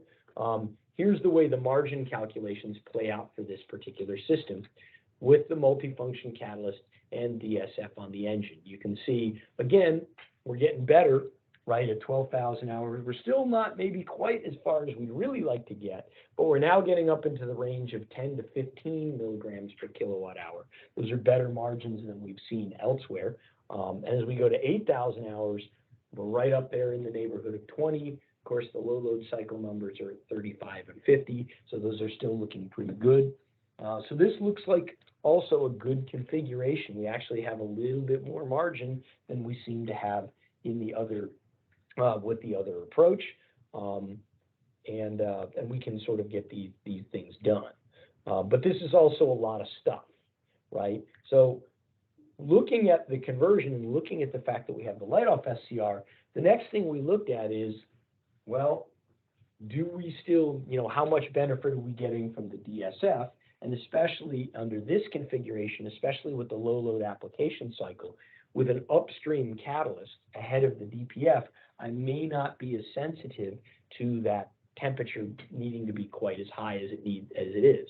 So we also retooled our configuration and ran with just the MFC and the zone catalyzed soot filter, the Team 1 SCR, but without DSF. So there's no E-heater, there's no DSF. This is essentially doing it all with after treatment and not a lot of help from the engine. We do lose a little bit on the CO2, but again, as I mentioned, there's not that much here on the NRTC. We do drop to about 4% on the ramp modal cycle. But again, I don't know if the ramp modal cycle is a critical deciding point or not in meeting our targets. If we have to meet them across the board, then we're not quite in on the RMC, but we are on the NRTC, although it's a little bit less. We do lose some low load cycle improvements. So instead of a 12% improvement, we're now looking at about 6% or 7%. And 2.0 still looks good. And our tailpipe NOx numbers still look very good. So with the MFC, this does open up the possibility that maybe we don't necessarily need to have as much complication on the engine. Maybe we don't necessarily need to use the DSF as part of our config.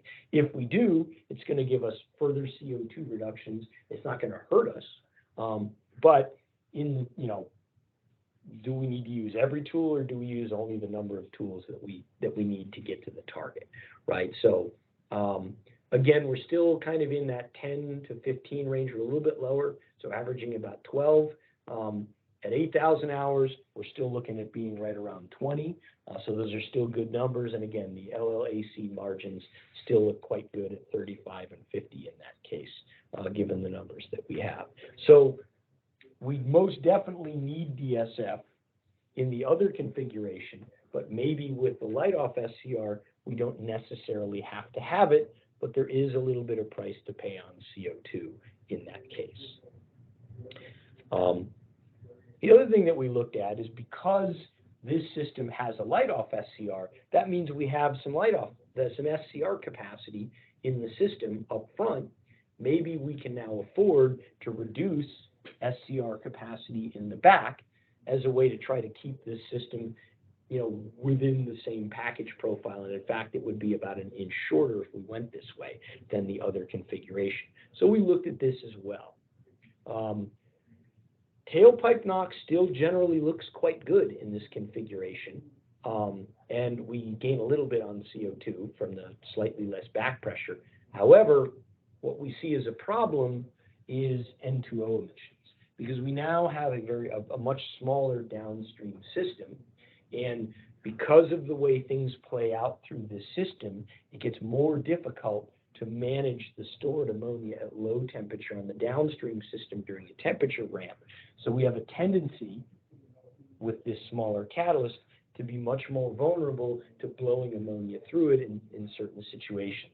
And that's going to tend to increase N2O formation over the slip catalyst. So it looks like we could make this work from a NOx standpoint, but we're getting a little uncomfortably close to, you know, some of the discussed N2O caps. And keep in mind that I still have to age this system on DAAAC aging. So we often find as we age these systems that we wind up essentially in a fight between maintaining NOx reduction and having N2O get too high. And so we have to restrain our long-term trim adjustments to make sure that we don't go out the top and on N2O. And that will tend to limit NOx reduction as the system ages. So that is something we have to be aware of if we try to go down to this smaller size in this package, that it may limit our ability to compensate for aging down the line, and we might be vulnerable to higher N2O emissions than we would otherwise see with the slightly larger package. Nevertheless, we wanted to look at this because, again, we want to consider all the options as we look at these. Chris, before we go on, we have a comment from George Lin. Sure. A 5% or 8.6% reduction in CO2 becomes more difficult as the base engine CO2 decreases. Will CARB try to show the reduction in CO2 from an engine closer to the baseline or even below the baseline, as that would be more indicative of costs and difficulties? I don't know if this question is directed to CARB or to Chris. Well, I don't have an answer for it, so I'm going to direct it to CARB. Jenna or Jeff, do you have any comments about this question?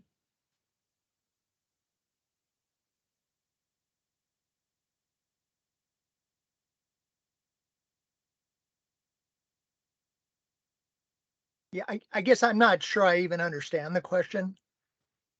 I think I can help, I guess. Okay. If your baseline engine out CO2 is very high, say 1,000 grams per kilowatt per hour, you have a very dirty engine. Demonstrating 6% reduction should not be a very difficult task, right? But if your engine is already running, say, at 700 grams per kilowatt per hour, demonstrating the same percent reduction would be a lot harder. So the question is, will CARB try to, basically the question stands, right? Is CARB going to try to show the implication of asking, if you're asking for 6% reduction, are you going to show or demonstrate what it means when your baseline is much lower than what was demonstrated by Chris? Thank you for the clarification. Okay, so for this one, the baseline CO2 was 748, and Chris was able to get down to 700, right, for 6.3% decrease. So the question is, if the baseline is 700 or 600, can we still expect a 6.3% decrease using the same technology? And with that, I would defer back to Chris. The goal for this demonstration was to be scalable, between 56 horsepower and 560 horsepower. And within those power categories, CO2 should be significantly lower, for some of those engines. So Chris, do you think it's still scalable in terms of CO2?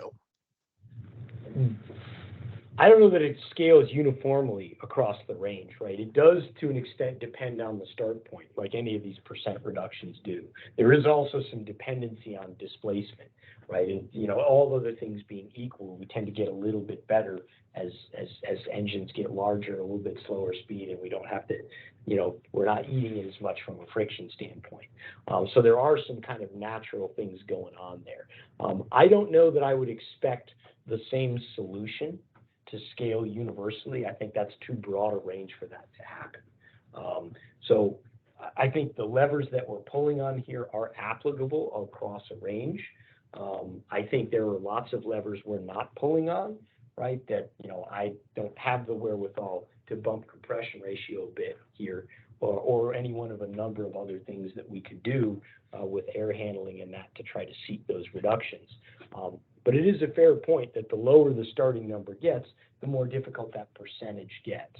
And I think that will need to be, is one of the things that will need to be considered when whatever limit values get set are being set, that I don't know that I would expect. There's some scalability, but I would not expect universal scaling at the same percentages across that entire range.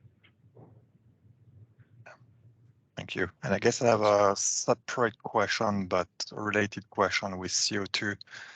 Is there, and it's also for Carm, I guess, and maybe Chris, you can chime in.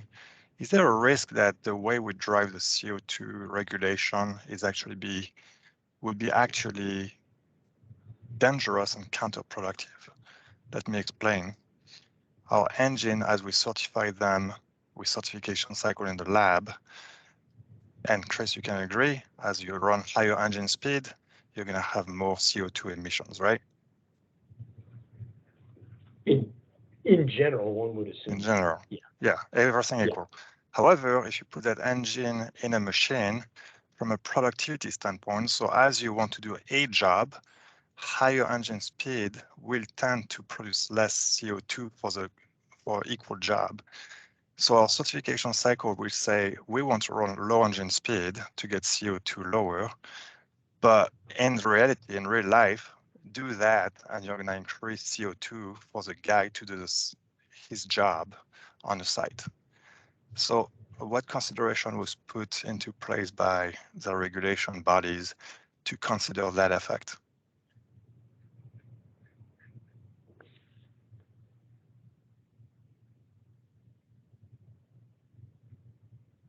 The question for Carm.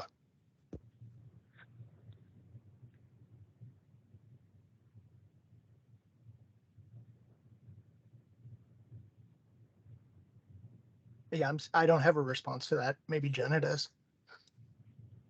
I would say that we've heard this question from another manufacturer. I'm not sure who you represent, but we have heard this question, and I think somebody gave us a presentation, but we haven't quite received that one yet from them. So it's something that we can look into further once we receive their presentation. Yep, and if you'd like to, you know, provide us with some data, I think that would be helpful. Yeah, thank you. What company are you from? Yeah, Caterpillar. Okay. Yep. Thank you. Well, okay, we have another question in the chat. Please, could you comment on CO2 reduction with aged EOL after treatment? I guess the EOL end of useful life. Potential impact of exhaust back pressure increase over time and associated impact to CO2 numbers. So that we'll find out. Right now, we're only looking at end-of-life hydrothermal age systems. But when we do the actual DAAAC aging, one of the things that will be happening is that we will, in fact, be accumulating lube oil ash and actually cycling soot in ways that should, you know, if we're carrying that lube oil ash, we will see the impact of that on back pressure. And so to the extent that that's going to impact us, we will, in fact, see that when we do the experiment. Right now, we're not seeing it because since we've only done hydrothermal aging, we don't see a lot of the accumulated stuff in the filter that would tend to drive that. But when we do the actual DAAAC aging, we absolutely will see that. And so to the extent that that's going to influence our CO2 numbers, we'll see it in the test results. Thanks, Chris. I'm going to make a suggestion right now that people hold their questions. We've got 2 more really important slides that we'd like to get through or have Chris get through to talk about the technology down select, and we only have 6 more minutes. We were hoping to spend a lot more time on slide number 51, which you don't have you can't see yet. But Chris, can you proceed to slide 50 quickly, and then we'd like to take comments on 51. Sure. So at a high level, if we look at the numbers that we have here, we essentially have what look like two pathways that we could go down to try to get to these targets. And each one of them has their pluses and minuses, but we don't have necessarily a clear, yep, this one's going to be the winner. We got to go this way, which was kind of the case in the on-highway when we got done looking at all the options. So we kind of have a difference to look at. And this is, you know, again, assuming 12,000 hours, if we focus on 8,000 hours and maybe 12,000 might have a higher standard or whatever, there's a lot of ways we can target this. But here's the basic approach, and then I'm going to show you on the next screen a bunch of permutations to kind of take away and get us some feedback on.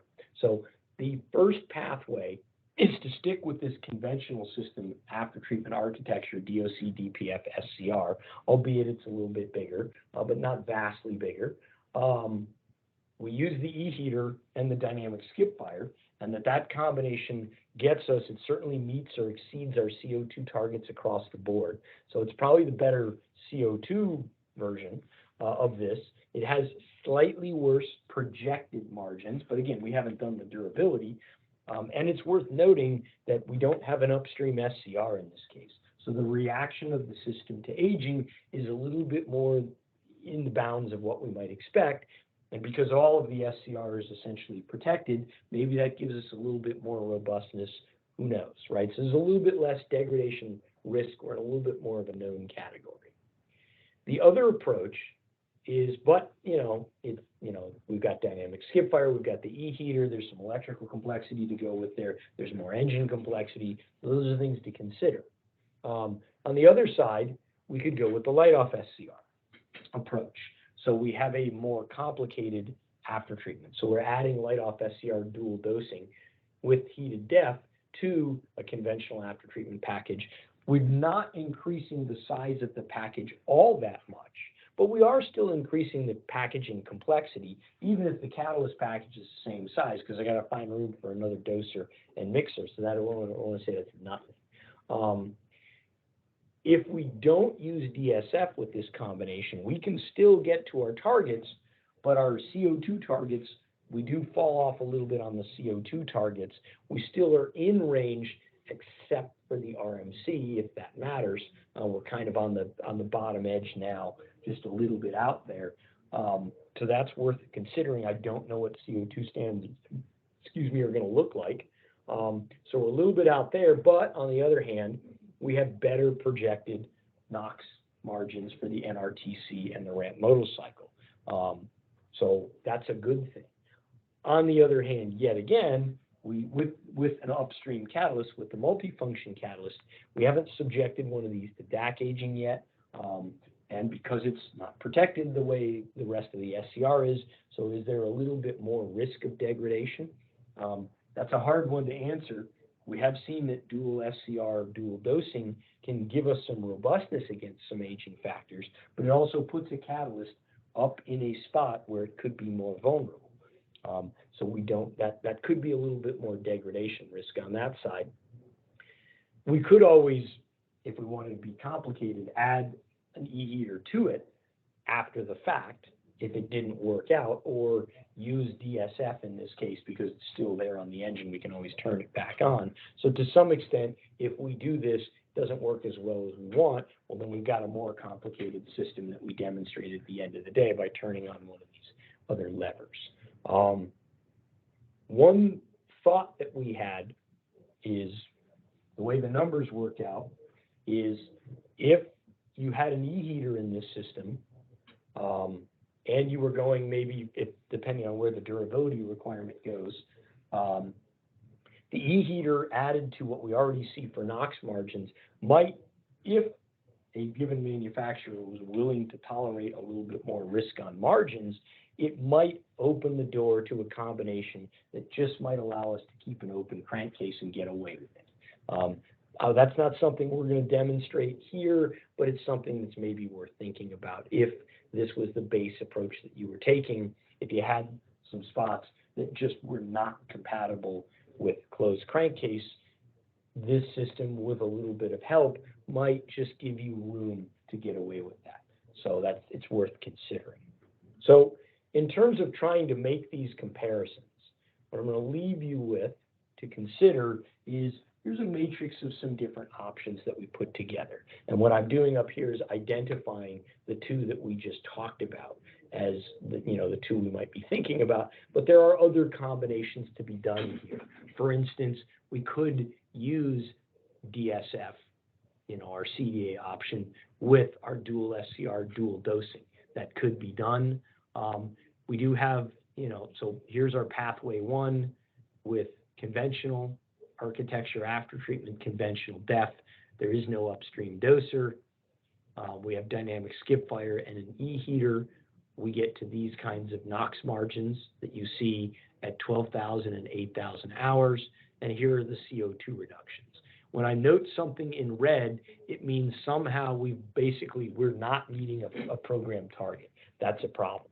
So we would have to do something to drag the system. And you'll notice a lot of these early things where we either don't have DSF or don't have some other lever, we keep missing, right? So we don't pull this config in until we get the E-heater on here to give us just enough margin, at least at 8,000 hours, that maybe we're a little more comfortable. And even still, I don't know the status of our RMC targets. Do we have to hit these? Are these, is it the NRTC that's our focus based on what the standard proposal looks like? These are things that I'll have to get some guidance on. If I'm highlighting something green, it means I'm satisfied that it looks good. When I haven't highlighted it, it depends, because at 12,000 hours, we're getting a little tight on some of these margins, but at 8,000 hours, we look good. So does that mean we have a scenario where we have an intermediate life standard at 8,000 and a more relaxed one at 12,000, or we still go to 12,000? These are all possible scenarios that somebody's going to take this data and try to interpret out of it when we get done aging. So this is an attempt to make those comparisons. We do show the reduced package size. We have some data with the 2 bricks in the back for each of these different combinations that we have with and without the E-heater. You'll notice that they all have a little bit of issue with them. One issue that we see again is this higher N2O number. Depending on where the standards are going to go, and once we get, and given the fact that as we age, we could see this number with DAAAC aging degrade further than what we're already seeing, it would be hard to call a number as we get into a number that's 0.1 or higher. If we go up that high due to after treatment degradation with the real aging, it's going to be harder and harder to call that GHG neutral, whereas the other numbers we would be fine on that front. And we're also starting to get uncomfortably close to caps that might be 0.12 or 0.13, if in fact that's where they go. We don't know the answer to that yet because there's no standard, but these reduced package size numbers do come with a little bit more risk on the N2O front. And if we call that a harder target, then that actually translates to a little bit more risk of NOx being a little bit higher. So there is a little bit more, that's where that smaller package size comes in. But those options are here. In both those cases, you can see the downstream SCR with a single brick up front instead of 2. So these are the various options that we see. I'll point out in this case, this reduced package size option, we did get about a 0.03 on the low load application cycle, but I do believe that we can bring this number down a little bit, not hugely, but I don't think it has to be at 0.03. I think we're a little bit lower than that. However, I do not have a demonstration test yet, so I'm highlighting that because I think this number might be a little lower. These margins might be a little bit higher on this kind of pack config 8, if you will. But I don't have the data to say that, so I really can't say that firmly at that point. So yeah. One thing, Yi, before you take questions, Chris, can you talk about the legend for the durability row and going further down to AT packaging, after treatment packaging? Sure. Because I don't think the legend showed up on the slides. Yeah, it didn't make it on there for some reason. So when we talk about some of these other factors, like, how confident are we in the durability of this particular package? How complicated is the engine? How electrically complicated are we? So we're generally saying that, I'm sort of using a basic sort of plus minus, 0. So if something's marked as a 0, I'm sort of considering that to be basically neutral compared to the base engine that we started from. And so you'll notice, for instance, on the after-treatment packaging, even our base number, it's still a little bit bigger, right, as an after-treatment package. So that doesn't mean that it's not quite neutral. The reduced size package, the packaging really is, we think, pretty close to comparable to the base system that, from our base engine. But we only use that. And sometimes when we start adding something like light off SCR, so we're packaging more components, we get more minuses on that front. So this is our attempt to try to provide a little bit of relative comparison of how we at Southwest see these different combinations. The more we go into minuses, the more negative we get. And as far as durability is concerned, we're, with a conventional system, it may not perform well, but we're pretty confident about how well it's likely to hang in there. As we get to some of these systems, we're a little less knowledgeable about where the MFC is. So we're not quite as comfortable there. And if we go to a reduced package size, you'll notice that these all get a little more certain. So when we start talking about the combination between the MFC and a reduced package size, looking at where the N2O came in, we're not as confident anymore. So that's just kind of a basic look at how we were considering those. So the more negatives that you see, the more problematic we think that these are, but these are all relative comparisons. So they should really be taken in comparison to each other. Although when I do put in something that's got a 0 there, that means I think it's basically comparable to the base engine where we started. Others may have different opinions on this, and I expect that they will.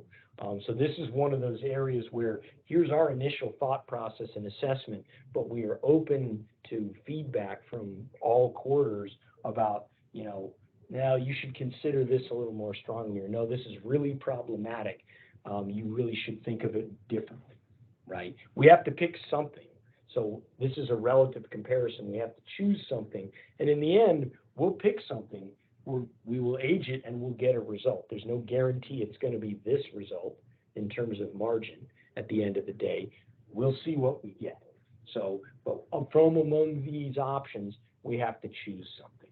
And this is basically the compare. Plus, if we start dropping pieces of technology, we wanted to show a few of these to show, well, we can only decontent so far before we just don't meet any of our targets, and that's not really going to be a viable choice for us. So, all right, thank you, Chris. I think we should take some questions. Now, I think the first one is from Steve. Thank you, Yi.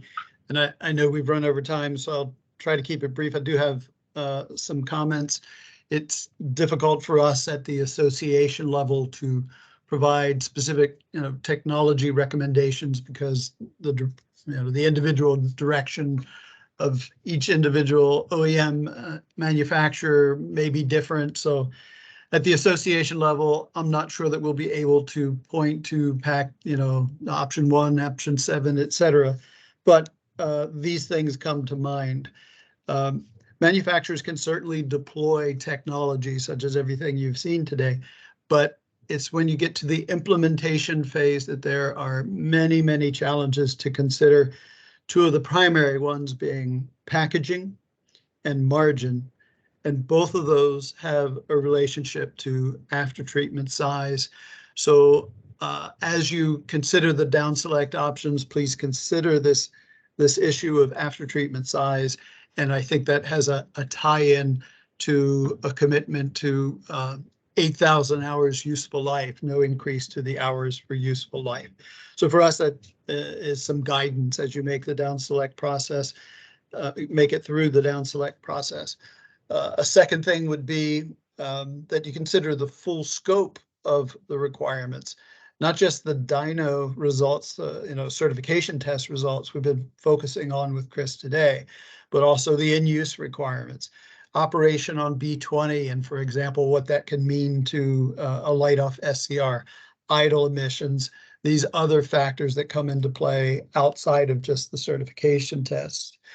And then, this work, there's a lot of technology here. Southwest, Chris Sharp and his team are most intimately familiar with these various options, so they can cover a lot of ground with you that we can't. But looking, it was already mentioned, looking left to lower power, to the lower end of the power categories in question, so down to 56 kilowatts and smaller engines, 1/3 the power of this engine, up to 3 times the power of this engine at the 560 kilowatt end. That's going to be a really important consideration for this down select, but of course also for setting the specific standards in the end. And then we had some discussion last week about the DAAAC aging being conducted on the assumption of B20, which CARB is anticipating to be one of the requirements in the Tier 5 regulation is compliance on B20. We really think that Southwest and CARB ought to give that some serious thought. And then finally, these technology packages we've been looking at are very complex.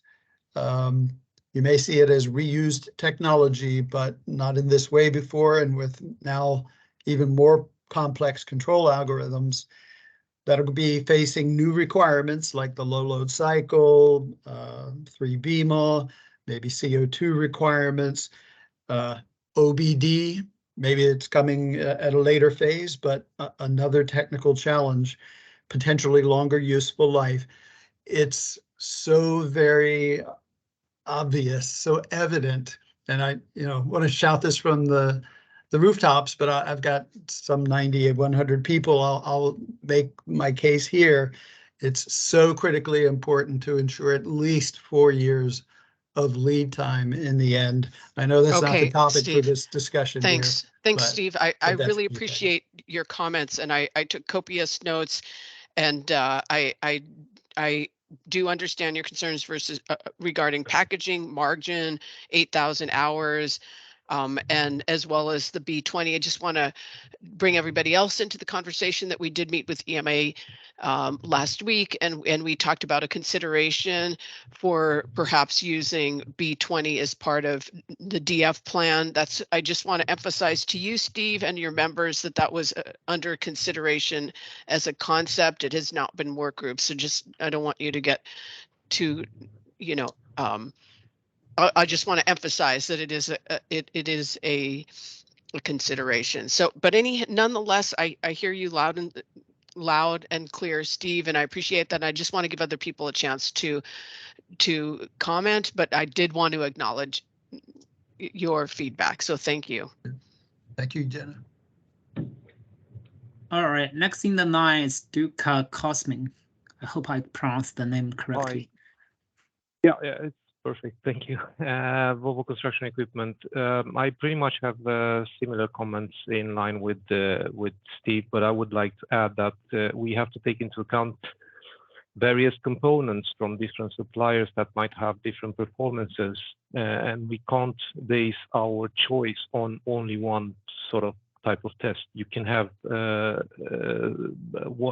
DOCs coming from different suppliers having different performances just due to the way they are manufacturing their DOC or something like that.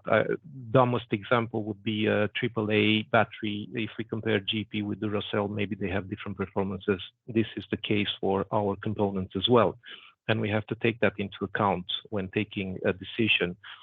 And then also, as Steve mentioned, different fuels have to be used, because we have in Europe, for example, we also have HVO 100, and I think that is it's starting to be very used here in some of the countries. Then the differences between on-road and off-road.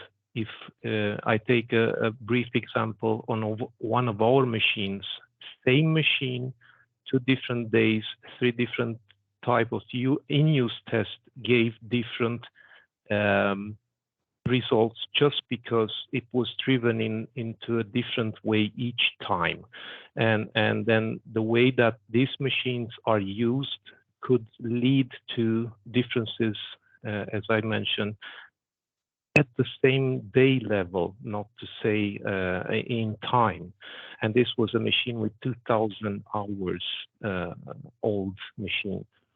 And then if we look at the general image of everything, we have to come to a harmonization of these legal requirements, because what will happen in the end is that if each legal entity will come with a different requirement, you would want no more CO2 and the other one wants less CO2, it will mean a lot of work, time and money for us engine manufacturers. I try to be quick and brief. Thank you.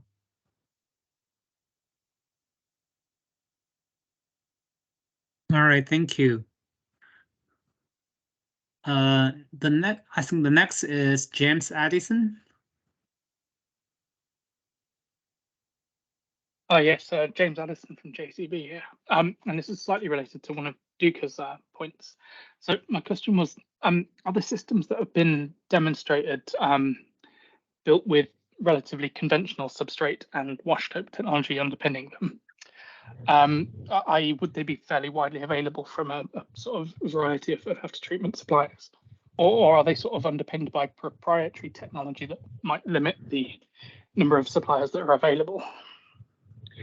So in the case of the technologies that we're looking at, by and large, these are all commercially available catalysts. They have been done, they've been coated onto, current commercially available substrates. And so I know all of these coated. We're not looking at something that's sort of, out there from an experimental standpoint. So they should be generally available. I know that different suppliers do these things a little bit differently. So there may be variation from one supplier to the next, and certainly recognize that. But we have, at least within this, everything that we're looking at here from a catalyst standpoint is all something that is currently commercially available. Thank you. All right, next one is Simon Porter. Hi, Chris, I just like to understand the coherence between this table here, where you've got that durability confidence, which is assessed as being significantly different for different technologies. But then when we go back to some of the slides, the usual slides where you demonstrate what the margin is new and what the margin is age, can you just show one of those for us as an example? Yeah. Yep. I think I know where you're going, but go ahead. Yeah, one of like these, that. right? Basically, if you look at meeting the margin, where we are as a starting point in terms of guaranteeing where we are at full useful life, I mean, it's the tip. It's literally the tip of the iceberg.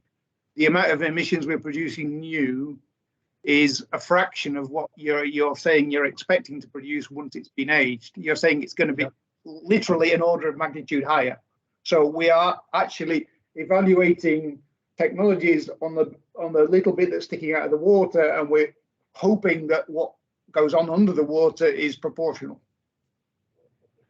But then you're saying you've got different technology, your different confidences on different technologies, and how does that all work out? Because the risk is that we do all this activity that's, it's very interesting in terms of demonstrating capability for that, the tip of the iceberg, but we're only then, how do we demonstrate that, one thing that looks a little bit bigger new might actually turn out to be the more robust technology at full useful life? Well, that's a good question, right? And so because we're having to choose something, because I can't age, I'd be great with it. That's okay. I'm okay with scaling up the program to look at a bunch of stuff. People are going to have to come up with some more resources for that one. Because we have to pick something, There is a little bit of a gut check here as we kind of say, well, we think this is more durable. In the case, there are a couple of these later projections where I did deviate, for instance, when we have one less catalyst substrate. So I did deviate a little bit from those numbers you were seeing to try to account for the fact that there's a little bit more risk, right? And so those margins, to an extent, do reflect that. But in the end, they are still projections, right? So we have to make a decision on what we think is more likely to hit the target or not, right? And I don't want to pretend that all of these things, that we're equally knowledgeable about all these technologies, right? So in the end, we're going to pick something, we're going to age it. If it doesn't demonstrate what we'd like it to demonstrate, well, then we have different, that has to be taken into consideration by whoever's setting the standards. It's like, well, we chose this, it didn't get there, right? Now, that may mean that we need to turn around if there's some additional work to be done and try a different path and see if we can get that one to come in, right? Or, you know, do we go with this smaller substrate knowing that that's more attractive packaging wise, but maybe it won't make it because it's too small? It's hard to judge all those things ahead of time, right? So that's why I do want to, there is some tension between those 2 points. I would completely acknowledge that, right? I have tried to adjust these a little bit to account for that, but you know, I'm not gonna pretend to you that I have a clear-eyed vision to every single one of those niggling numbers, because I don't, right? Yep. I mean, it's obviously, it's going to depend on how you age it, and yeah, the aging plan remains basically the same aging plan, right? I mean, that we're going to age it in a fashion that ultimately is very similar to what people are going to be told to do in the future, right? So, you know, in that sense, we can get that much out of it, but we're only taking one pull of the trigger here as it stands right now. So I can only get so far with that one pull of the trigger, right? Yeah, ultimately, somebody's got to make a selection here. So part of what my job in communicating, not just to you guys, but to CARB, is saying, look, you got to pick one of these horses to ride on. And I'm pointing out to you that maybe this horse over here, we might be a little bit at higher risk of whether are we really going to hit those margins. My confidence in these numbers might not be as high as, say, my confidence in these numbers. Right. So that's me attempting to communicate that difference. Can I intervene and ask a question? Sure. There was I had a few questions on CO2 like 20 minutes ago, and I feel like the answer that I got was, well, we don't know yet. We don't really grasp those concepts, and yet we're selecting a package configuration for quote unquote lab CO2 reduction, not necessarily real life CO2 reduction, but lab CO2 reduction. That seems like it's jumping the gun, because then you have package 1, which is quote unquote lab CO2 neutral, and that's a somewhat different answer, right? So shouldn't we answer the question of what does it mean to really ask for CO2 reduction before we decide that we want to do a demo on package 2? I guess I don't. I guess, does that make sense what I'm saying, or is it yeah, I understand what you're saying. Even though it's not my decision to make, let me toss out something as a consideration on that whole topic. So, because this same tension did exist in on-highway, but there's a much easier solution. Well, I wouldn't call it easy, but it was there's a solution to it. So if you're going to try to regulate CO2 on a vehicle basis, right, it's obviously not possible to measure all these machines and vehicles in reality. So if you do something engine-based, you can do it in the lab, but how well does it translate to the real world? That's absolutely true. You're likely to get something, but there's going to be these places where it doesn't work out the way you'd like it to work out, right? The alternate approach to that is to go with some sort of a model-based CO2 standard, which is what they did in the on-highway, but the use case is fairly narrow. So it's actually somewhat feasible to say, yeah, within a certain range of vehicle sizes, we can make some sort of a projection of how we might model our use case to translate engine performance into in-use performance. I'll leave it to others to comment on how well that's actually working out, how fraught that is or isn't. That is the approach that you would take to trying to assess these real world issues. The problem I think that will happen if you try that same thing in non-road is how you define that process is entirely dependent on the use cases that you define. So how somebody's going to define any, quote, standard use cases, one, let alone a family of, 27 of them or whatever, that enable certification, I think it's going to be very, very challenging to actually produce a machine-based version of this, because how do you make the decisions about what's in and out, and how do you translate not one model but a giant family of models, and who's the keeper of that stuff? So I think the scenario that you're highlighting is an important one to think about, because how do we translate this stuff to real world reductions? But I think as at least as I've tried to wrap my head around that thing, it's the implementation would be so complex to try to do something that was machine based that I'm struggling to figure out how to make it work, right, at all, in a way that's not so insanely complicated that no one can do it. So that may push folks in the direction of engine-based standards, because what else can you come up with, right? That's not saying that's how it's got to be, but it's something that I think is worth highlighting in the discussion, because I think it's very difficult to figure out how you would extend out to something that could be machine-based like that. Unless you've got a great idea, I'm all ears, and I'm sure Carb is too. All right. I think we have a comment in the chat. Is DSF proprietary to the patent, or are there other similar technologies manufacturers? Is similar technologies manufacturers with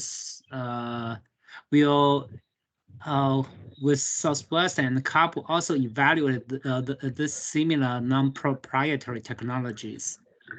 That's a good question, and the way I can respond to that is the actual hardware is cylinder deactivation, right? And there are multiple manufacturers of cylinder deactivation. So we did evaluate both cylinder let's try that again. Both cylinder deactivation using what we would call a more conventional map-based strategy, and Tula's dynamic skip fire. So a significant amount of the benefit is still there, right? There's a little bit of difference in the numbers, so there's some differences. The DSF did give us better performance, so we used it, but we do have some numbers to talk about cylinder deactivation without resorting to the dynamic skip fire control algorithm.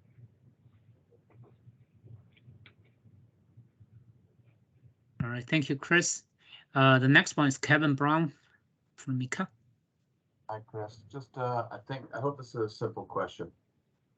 For the down selection, the same way you can choose to use, turn DSF on and off of the engine, can we choose in the aging to just take the larger SCR package through, knowing that at the end, if we have a number that looks favorable, then you can take a block out and then test the reduced one? Well, is there any impacts to that? Yeah, there's a problem with that, and the problem with that is that I'm going to get to a diagram so I can talk about it. The problem with that is it turns out that just because of the nature of the parts that we have, the brick that we are able to remove, right, is the one on the downstream system that's in the front, right? And the unfortunate part of that, I mean, it is what it is, right? The problem with that is that if I was going to choose a brick to remove to downside a system, the front one is not what I would choose, because that one is most likely to be impacted by whatever other stuff is coming at it. Now, we are downstream of a filter, so maybe there's not,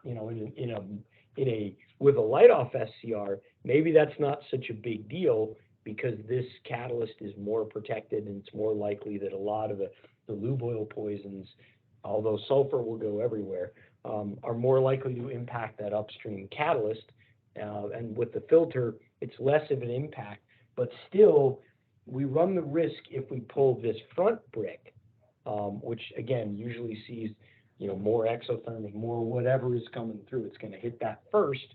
If we remove that one, there is some risk that we paint ourselves a little bit too rosy a picture in our demonstration, right? If I had my choice, I'd rather remove one further downstream that is less likely to show us a discrepancy in terms of exposure to some of these, you know, aging factors. So we could do that, but I think we would have to take that result with a grain of salt, right? It would be a lot better if we actually aged a system that just had the smaller number of bricks in it, in terms of saying, yes, that's an accurate picture. And part of the reason I say that is, you know, to Simon's point earlier, we're splitting hairs here. We're looking at things where it's like, oh, it's 0.1% difference in conversion. That means these performance changes are going to be driven by subtle things, not big, huge things, right? Because we're only looking at having a total of 0.5% degradation in performance overall, which, you know, is not much, right? It doesn't take much, but it's not much. So I think we have to be very careful of playing that game. It's, you know, like I said, we get an answer, but it would be difficult for me to say how representative that answer is. Now, with some of the engine things, it's a little easier to, I'm going to put in an E-heater, I'm going to take back out an E-heater, because whether or not an E-heater's in there isn't really going to affect the aging very much, right? I'm probably not using the E-heater hardly at all during aging anyway, or I could approximate its function in a different way. You know, so there are some of these levers it's easier to do that with, but on the catalyst aging, there is a problem, I think. So I think everybody collectively, from a stakeholder standpoint, would have to be okay with that. And I myself do have some concerns. Yeah, I think there is another comment in the chat box. Could the can be reworked before DAAAC aging begins so that the second SCR could be removed for testing, since you're at this slide? It's possible. That would take some work to do. The problem is that this canning wasn't really, in this back setup, wasn't really designed to be readily split. So we could do that. It's gonna take a lot of work to do that. And I think I would want to then validate that, okay, we're still okay from a performance standpoint, right? It'd be a lot easier if we had made a provision for that going in, right? It's very easy, you know. In the end, as I look at it now, I'm like, oh, I wish I'd moved it over here, but I mean, you know, I didn't get the final sign off on every one of these designs anyway. All right, we have one more question from Matt. Hi, Chris. Matt Hi. Evers here with John Deere. I guess a question on your last slide, I think slide number 51. Yep. I noticed between columns like 2 and 3, it looks like when you pull one of the SCR bricks out, that your NOx numbers get better. Is that really what happened? There was those. We also had to recalibrate some stuff. The NOx numbers did look better, but we also, you'll notice that the CO2 numbers actually got worse. So there was, when we pulled these things out, we didn't necessarily just say, okay, I pulled it out, now I have a new result. We had to recalibrate some stuff. And so when we did that in this particular case, you are also looking at a change of calibration. You know, part of the reason is that I knew that in column 2, frankly, we already know the answer in column 2 is that we simply don't have enough margin. So yeah, that's the result we got in column 2, but you know, I'm not going to have enough margin if I go that way.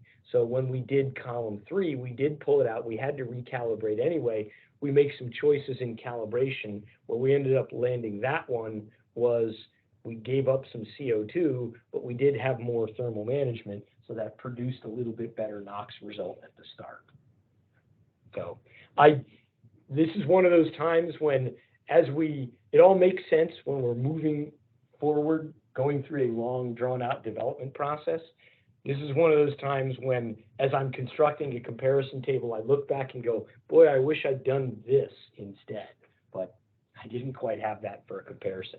So I hear what you're saying, and so it's a bit of a combination of, yeah, we tuned it to get margins that were workable, because otherwise I just get an answer like this that says that this isn't going to work, right?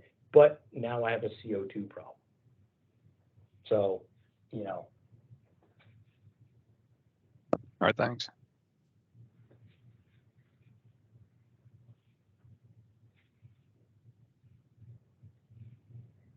All right. Well, I want to say thank you to everybody who sat in this very long meeting, and especially to Chris. I'm sorry that we didn't have more time for number 51, but I'm glad we did have some discussion. And I just I heard Steve's comments, and I know, Steve, you mentioned that you're not going to be able to make a selection or give us direction because you have many different members, but I do appreciate your many comments that you gave. I think you have, 4 or 5 major bullets, so we will consider those. And then if individual companies want to give us a call and chat on this topic, we're open to hearing feedback individually.